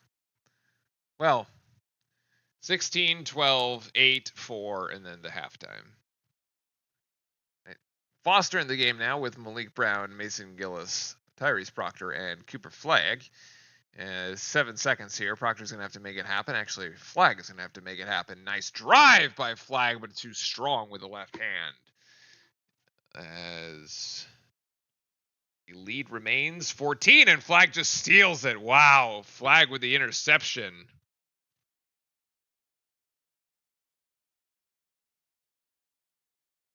That interception there by Flag looks like the one that Denver had on the stupid trick play by Indianapolis.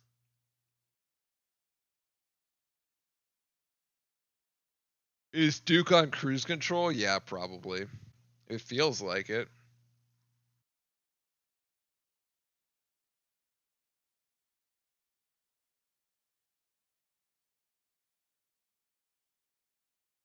I mean, it really, but like we're only up 14, right? Like nice extra pass there, flag to Foster who stepped out of bounds. Oh my, there's just a bunch of like mental mistakes, like right there, like Foster stepping on the base, like on this sideline, like that's a mental mistake, right? Like that's a cruise call mental mistake.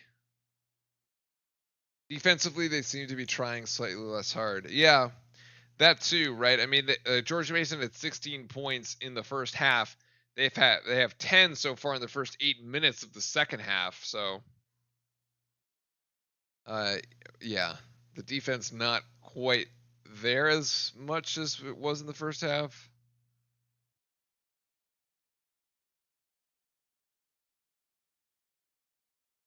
Also, Cameron has gone like silent basically. Like 7 seconds here on the shot clock. This is good Duke defense here as O'Connor going to try to step through. Can't get it. Defense, rebound down to the Blue Devils as Knipple cleans that one up. And Gillis is going to step into a three. The rainbow, not quite. Knipple almost had it, and Brown almost had it, but neither. And that's going to be a turnover by George Mason here on trying to sneak a pass in on transition. Extra pass to Knipple, who's going to drive baseline, gets bumped and loses it. And so back and forth, teams exchanging two sets of turnovers each. Sloppy play across the board. After halftime, it seems like Oakland hit the wall. Yeah, I wish Mason had hit the wall. I don't know. It's kind of weird. Maybe the freshmen have kind of hit their freshman wall in December.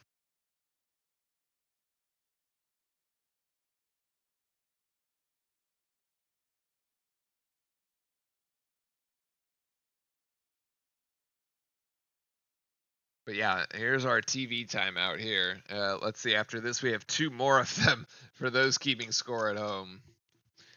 I mean, the percentages are just terrible, right? We are 14 of 44, 31%. George Mason is even worse, 11 of 44. So both teams are taking the same number of shots. Mason is shooting 25%. Duke is shooting 32%. The big difference in the game is actually our three-point shooting is much better than George Mason's. We're 5 of 19. George Mason 1 of 12. So even though it's a 25%, George Mason has only made one three-pointer the entire game. And the free throws, we said that was a real strength of George Mason. They're plus 58 in the number of free throw makes versus their opponents. Plus 58. Right now, we are 7 of 10, and they are 3 of 3, so we're actually plus 4 in that department. And then rebounding, Duke plus 9, 36 to 27. So the rebounding's still in our favor here, even though they have been collecting a decent number of offensive boards. They have 8 offensive boards, but haven't really converted anything into points. Both teams playing rather sloppy, though. 9 turnovers for George Mason and 8 for Duke. Remember, we said George Mason was undefeated if they had 15 or fewer turnovers. And I said, well, this game they'll probably lose, and they'll definitely lose, and they could have less than 15 turnovers. That streak is going to break. But the points in the paint, 16 apiece. Duke not really committing to the game, to the paint game as much. Really trying to kind of spread the floor out and bring a bunch of shooters on. You can even see this kind of in the minutes. Like Malwatch has played 17 minutes. Not a lot, but Brown with 12. Isaiah Evans only 7. The fewest there on the team. 4 of 16 for Cooper Flag though tonight at 25% and 1 of 3 from beyond the arc. But he has hit all 6 of his free throws, which I'm very proud of him for, because I kept saying that Cooper Flag needed to improve the free throw shooting. It's been really good today. And 8 rebounds. So 2 away from the double-double here. Yeah, we're gonna be fine, but agreed. It's like it's ugly.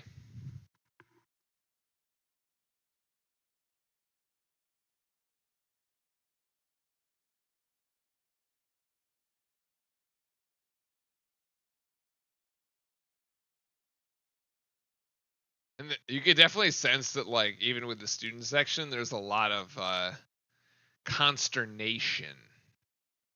Let's call it. Like, oh my God, come on, Blue, like Duke, like make it, like do something, like make it happen.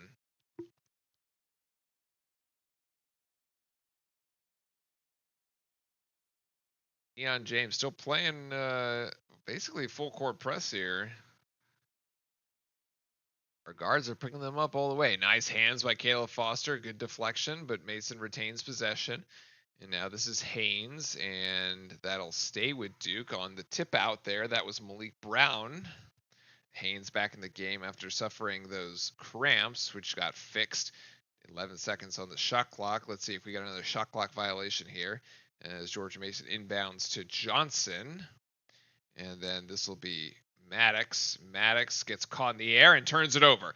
He gives it right to Foster. Is he going to give it up to Knipple? And Foster, oh my goodness, gives it to Malik Brown. Extra pass to Gillis. Gillis can't get it to go. Foster had Knipple. I mean, it was a 2-on-1 fast break. He should have thrown it up for Khan. And on the other side, the three-pointer, no good. Fight for the rebound here as two Blue Devils between Gillis and Malik Brown. Same team, and it's out of bounds. This is the infuriating stuff, man. Like, so you yell same team. Actually, the camera crazies used to yell same team when that kind of stuff, because then you get these out. Flag. Actually, oh no, the Gillis is gonna get called for a foul there for sure, as everybody's hitting the deck. Nice attempted steal. I don't really mind it. But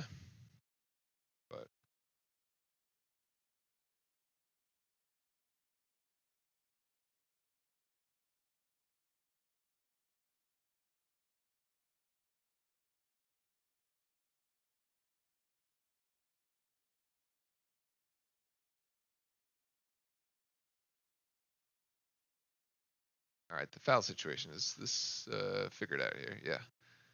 Billups inbounding. Each team has 4. So 10:20 to go here in the second half. Each team has 4. And this is Billups there to Haynes. Haynes turns around, trying to go with the left hand. Yeah, he finally gets that one to work. And Haynes is in double figures. This is an extended 8-0 run for George Mason, as Duke has not managed to score a single point in the last 4 minutes and 40 seconds. Oh my goodness. So down to 12 after Duke opened a 20-point lead. That's where we find ourselves. And here we got Proctor. No, now flag with 8 seconds, 7 seconds to shoot. And that's a double team, and it's going to be a turnover. And this is going to be the other way. Maddox can't connect on that one. Good transition defense by the Blue Devils. That should be a foul on Maddox. As the ball goes up ahead to Knipple. Knipple gets double teamed. Knipple's got to get it out. And we got a lot of hand fighting here. And we are going to get bailed out by the refs on that one. Yo, that is a Chiefs. That is a Kansas City Chiefs level bailout by the ref down there, as Knipple was dead to rights. They're going to call a verticality cylinder violation. Wow. Okay.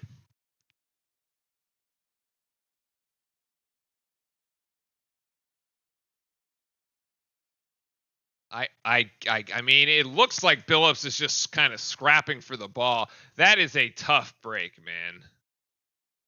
I gotta call it like it is. That is a tough break.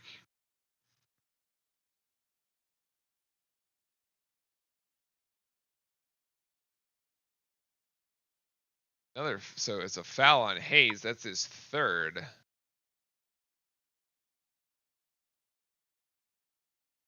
All right, so Duke inbounding, Proctor coming across.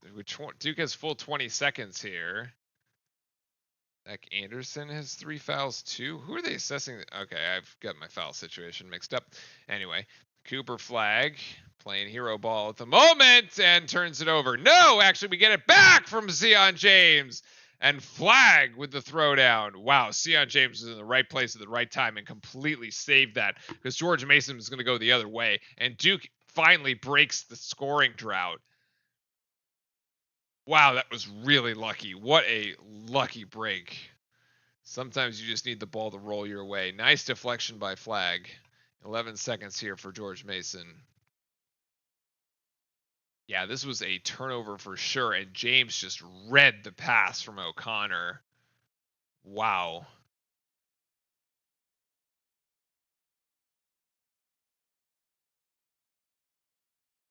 What a great play by Zion James. Honestly, that might be a momentum turner. Let's see, how the rest of this segment goes here. If Duke can get out on a little bit of a run, maybe a 4-0, 6-0 run. Flag skying in for the rebound, no. And Duke trying to finally come down with a rebound, cannot. That'll be out on Malawatch as 8:31 is the game clock and 14 is the shot clock here. Emejuru, the big man who came in because Haynes has his 3 fouls. They had him down low. High screen by Emejuru here. This is O'Connor. 6 seconds left to go. Good defense by Proctor. Nice rebound by Malawatch. And Duke, like I said, maybe that's a bit of a spark here. Let's see if Duke can go on a 4-0, 6-0 run. Sion James gets fouled. That Emejuru, that'll be his third.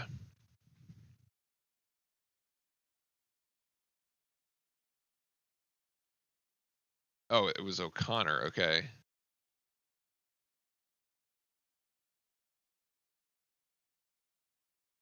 Yeah, and that is Duke in the bonus here. So Sion James with the 1-1.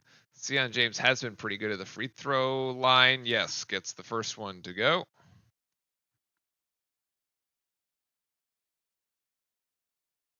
Jesus, we might not get to 60. I mean, Mason isn't going to get to 40, but we might not get to 60. And James gets both of them at the free throw line, so 5 points for him tonight. We got Cooper Flag with 17, Proctor with 8, Gillis with 6, Knipple with 6, James with 5, and Malik Brown with 2. And as we are now under 8 minutes to play, the next whistle will take us to a media timeout. And that was Johnson, and it's another turnover for the Patriots here.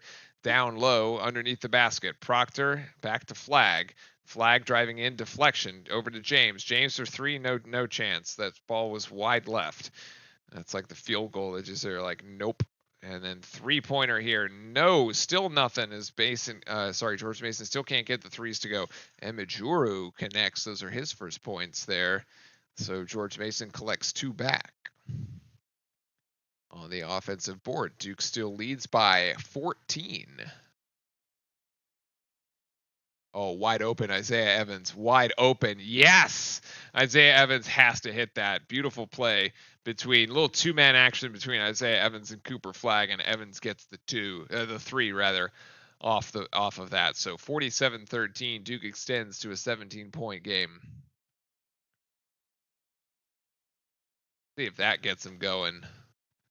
Those are the shots he was missing in the first half. I mean, granted, he only took 2, but great deflection there by Malik Brown. Another deflected pass, and that'll be a timeout here with 6:50 to go, and 47-30, Blue Devils by 17. Peeps going like this is going to be Duke's lowest scoring game of the season. What is our lowest scoring game of the season? That is a good question.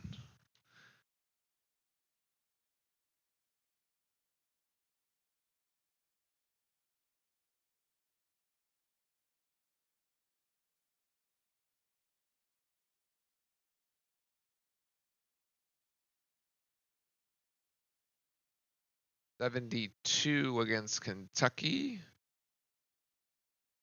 69 against Arizona. 69. 69 is our lowest game. We're 22 points off of that. So yeah. Well, better to get the low scoring game out now, get that out of our system than later or during ACC play.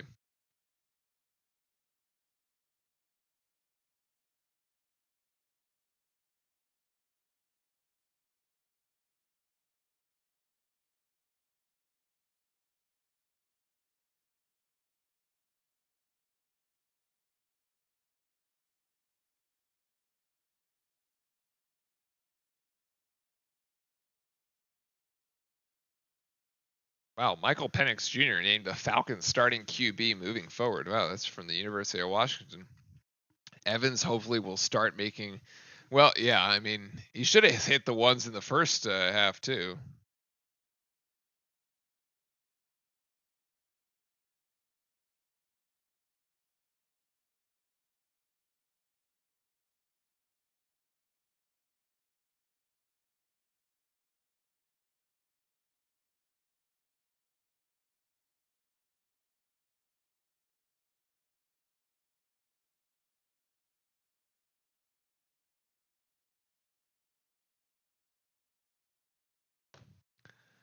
He is currently one of 3.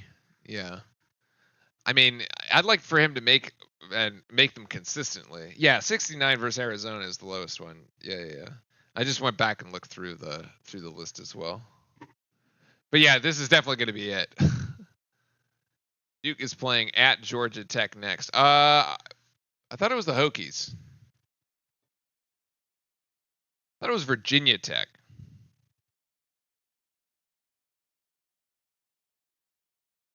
But I might have that backwards. Oh, it is Georgia Tech. Oh, the Hokies are the New Year's Eve game. Okay, it is. It is Georgia. The Yellow Jackets, 4-6. God, and they're definitely going to show up for us. They are definitely going to show up for us. We know that. Ah, it still doesn't work.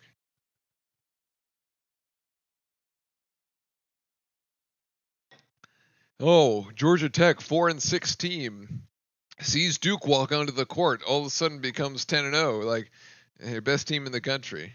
Yeah, it's like literally the Georgia Tech football team sees Georgia football team like takes and all of a sudden takes them to 8 overtimes. We're gonna go through 2 overtimes in Saturday's game.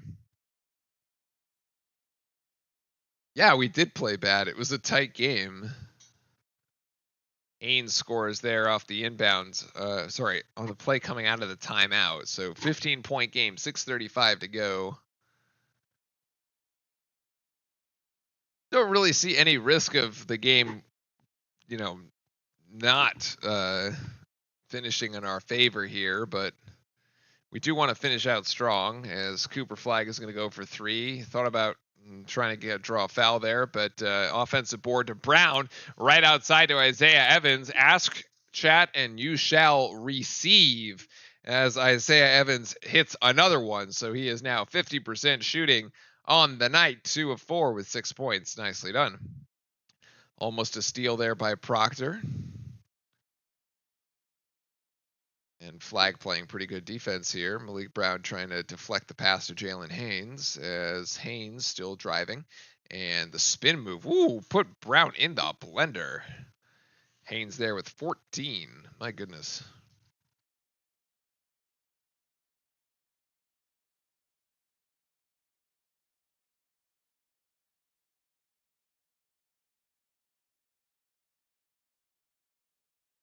Evans with the ball in his hand is a threat to shoot from anywhere here. Cross court pass to Proctor. Nice extra pass to James. James going to put the ball on the deck. Going to drive to the basket and 1 for Sion James. Fallon Maddox here, his second. Nice, strong move by Sion James here. In September, I'm going to my first. You're going on your first ever cruise. Whoa, September, you got a ways to go. You got to get to make it all the way to month 9 in the next year. Where are you leaving from, Nick? Where are you going? First cruise. That's exciting.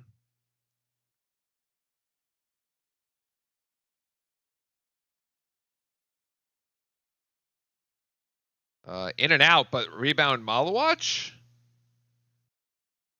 No, they're going to call Haynes for a foul on the rebounding action. That is his 4th.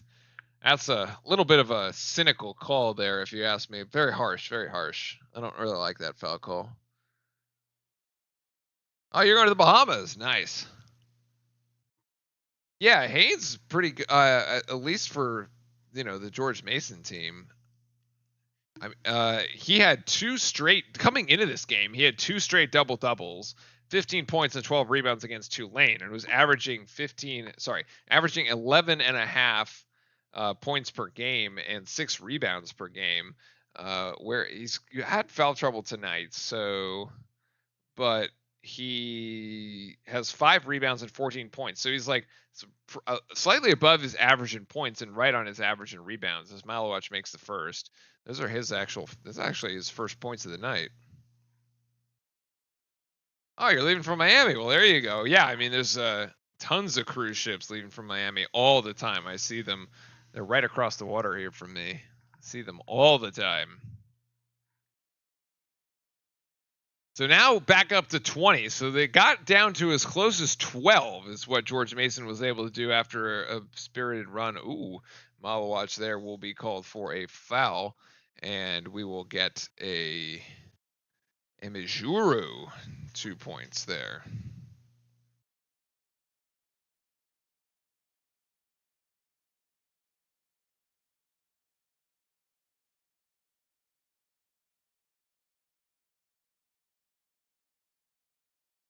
Oh, sorry, that was Woody Newton.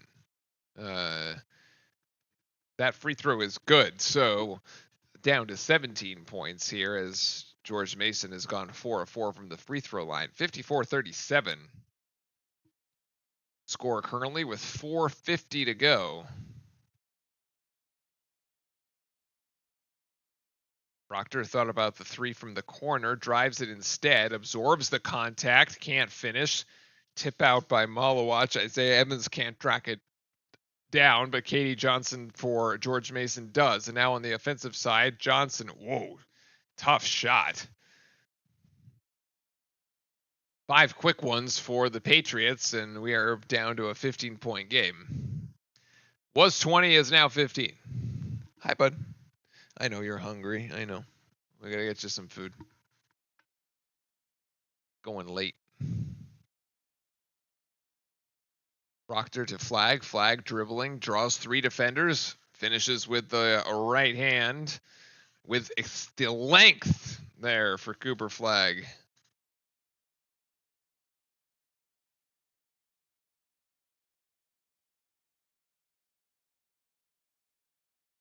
Miami for North Carolina. I mean, if you're driving, that's a serious drive, actually. Flying RDU to Miami, not too bad. Ooh, Katie Johnson there, air ball actually.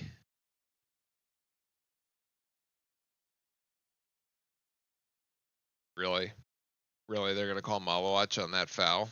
That's lame.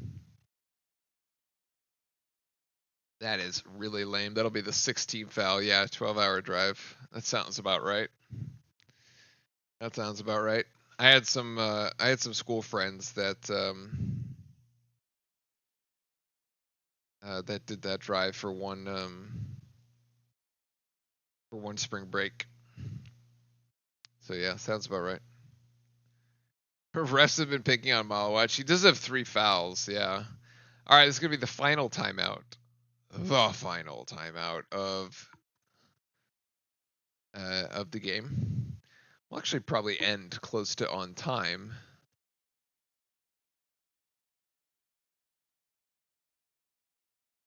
Then we will we'll go have some dinner.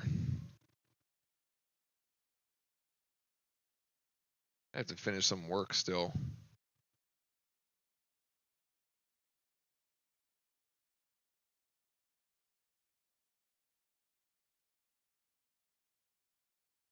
All right, stretch it out, chat. Stretch it out.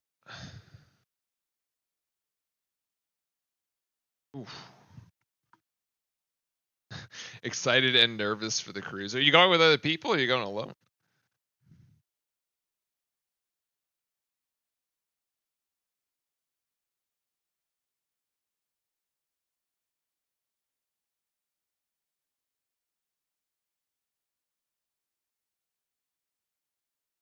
Oh yeah, with other people. There you go.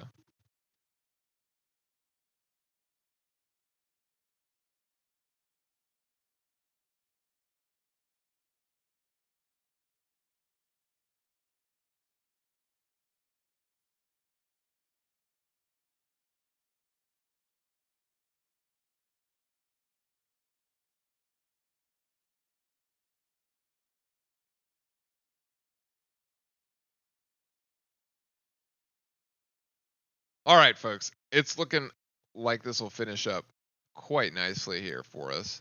We're going to get a double-double here from Coop. Unless he gets 2 more rebounds, doesn't look like it. 19 points, 8 boards. He isn't missing his own shot as much in the second half, so he doesn't have an opportunity to collect his own rebound. Malawatch with 7. Nice outing for him as well. Knipple here, 6 points, 5 rebounds, actually 0 assists. So I was completely wrong about Knippel's stat line here. Yeah, I was wrong. He did not get the assists I was expecting that we saw a few games ago. And yeah, so I will go with the he's coming back to school.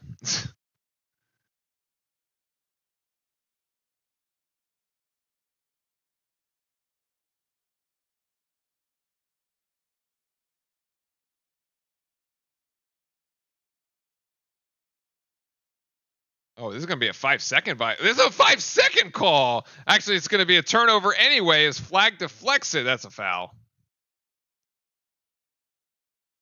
Like the ref was waiting to call the 5 seconds there. How many steals does Flag have? 3. Yeah, that's crazy. 8 rebounds, 4 assists, 3 steals, 19 points. Leads Duke in all statistical categories. Goodness. If it doesn't win it in 25, when do they win one? In 26. Go, but yes, Bucks on the NBA Cup, right? Guess that game will still be going by the time we get out of this. Guess that'll be the game to turn on once this ends. What happened to the UNC Florida game? UNC Florida. Ooh, UNC by 2 points actually so far with 2:44 left in that game. They actually might finish before we do, as Cooper Flag gets both of them. So a Cooper Flag, a fantastic night, 8 of 8 from the free throw line. I cannot underscore how impressive that is. That he has really worked on that free throw shooting. He came in shooting about 72%. He has gone 100% tonight. I really hope somebody asks Shire if Cooper's been working on his free throws, or somebody asks him, because it seems to be paying off. I would like somebody to notice, is what I'm saying. Notice the hard work that was probably put in there by Coop. And that is going to be just a sort of a wild shot that it lands up in the lap of Malawach. Isaiah Evans catch and shoot and score. Isaiah Evans gets it to go down. Another one. 3 of 3 in the second half. That's Billups stuck underneath the basket. George Mason has to throw it back outside. 3-pointer, quick shot. Ooh, they got that one for Maddox to go. Finally, that's the second 3-pointer in the game here for George Mason. They had hit one. What a struggle there. They are it isn't even tabulating for me. 2 of 16, my goodness. Isaiah Evans is going to lock, load, and fire again. That was a heat check. NBA range heat check there as Evans comes up empty. 61-42. And Malawach gets caught on a pin down screen, and Maddox gets his own board, but that was deflected there by Malawach, and Malawach will pick up another foul, I think. That'll be his 4th. You've noticed Coop's defense tonight. Yeah, Cooper's Flag's defense was for sure. Agreed. Really good.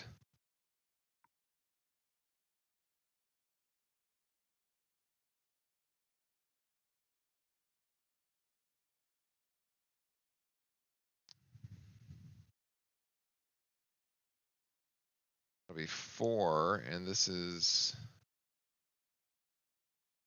Amy Juro there. That's his 3rd.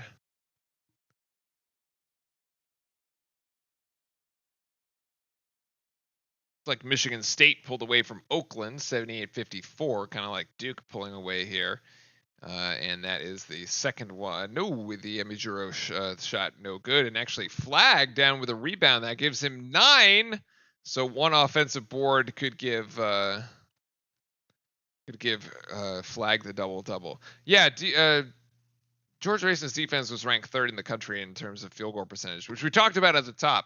So we did get that defensive battle for about a half, and then this is going to be Cooper Flag's 3, and that gun goes down, and he's finally found the range. 24 points for Cooper Flag, as it's now a 21-point game.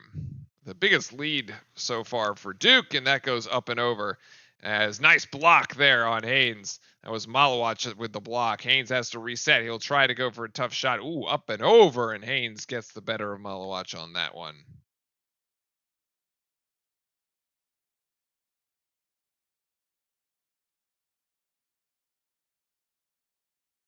Yeah, so Flag with 9 rebounds.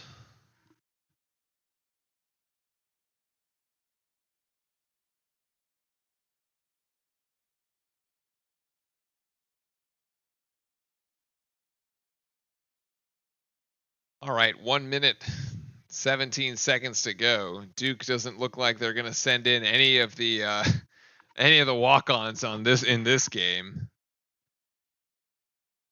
We'll just kind of dribble the air out of the ball. There's Flag. With 60 ticks remaining, Flag going to pass it down to Malawach. He's going to get the assist. No, Malawach will be fouled.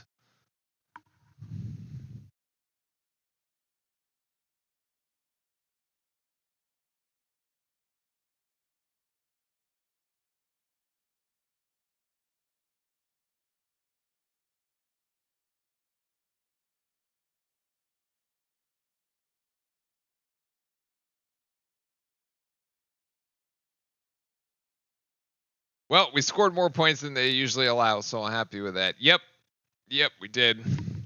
Kind of like I said that it'd be interesting to see against like a good offense, which I mean, Duke's offense is good. It's not spectacular yet. As Flag is going to go to the bench without his double-double. Malawach makes the first. If the George Mason 34.5% shooting percentage is actually going to hold up, I had stipulated at the start of the show that it wasn't going to hold up, and I think I was correct about that, as Duke was shooting, well, it's actually 37.5, so it's actually pretty much on there. It's just that we held Mason to like well below their average, so our defense was actually better. Haynes with 18 points here as he gets that 2-pointer to go, and I think that's going to be the final about a 7-second game clock, shot clock differential. Yeah, the field goal percentage defense was 35%. Duke shot just over that at 37.5. Yeah. 22nd in overall scoring defense at 63, and we're at 66 here. Might be 68 after Malawach manages to drill this one. Not quite. We're going to get another foul here.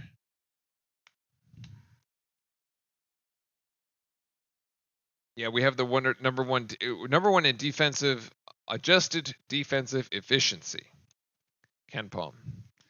Adjusted defensive efficiency. Yeah.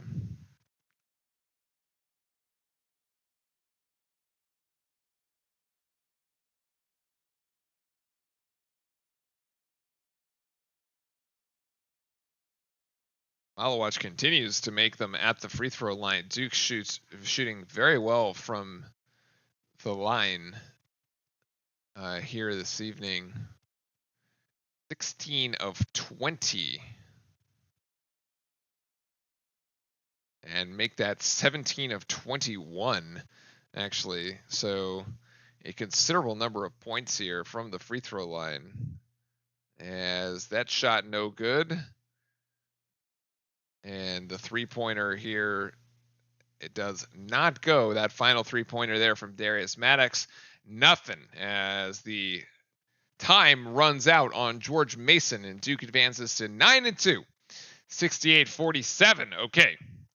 I wonder if Duke has been working on their free throws. I hope somebody asks Shire about that. I will look to see if somebody does, and post something if they do. Okay. I am going to go have dinner. And actually, I'm going to go feed the dog because he is giving me crazy, like, sad puppy looks, and it's absolutely heartbreaking right now. Fantastic sort of really game to really tough it out. It wasn't offensively great. It was defensively great. Offensively very messy. But anyway, we'll see you back here on the channel Saturday at noon for the game against Georgia Tech. Back to ACC play we go.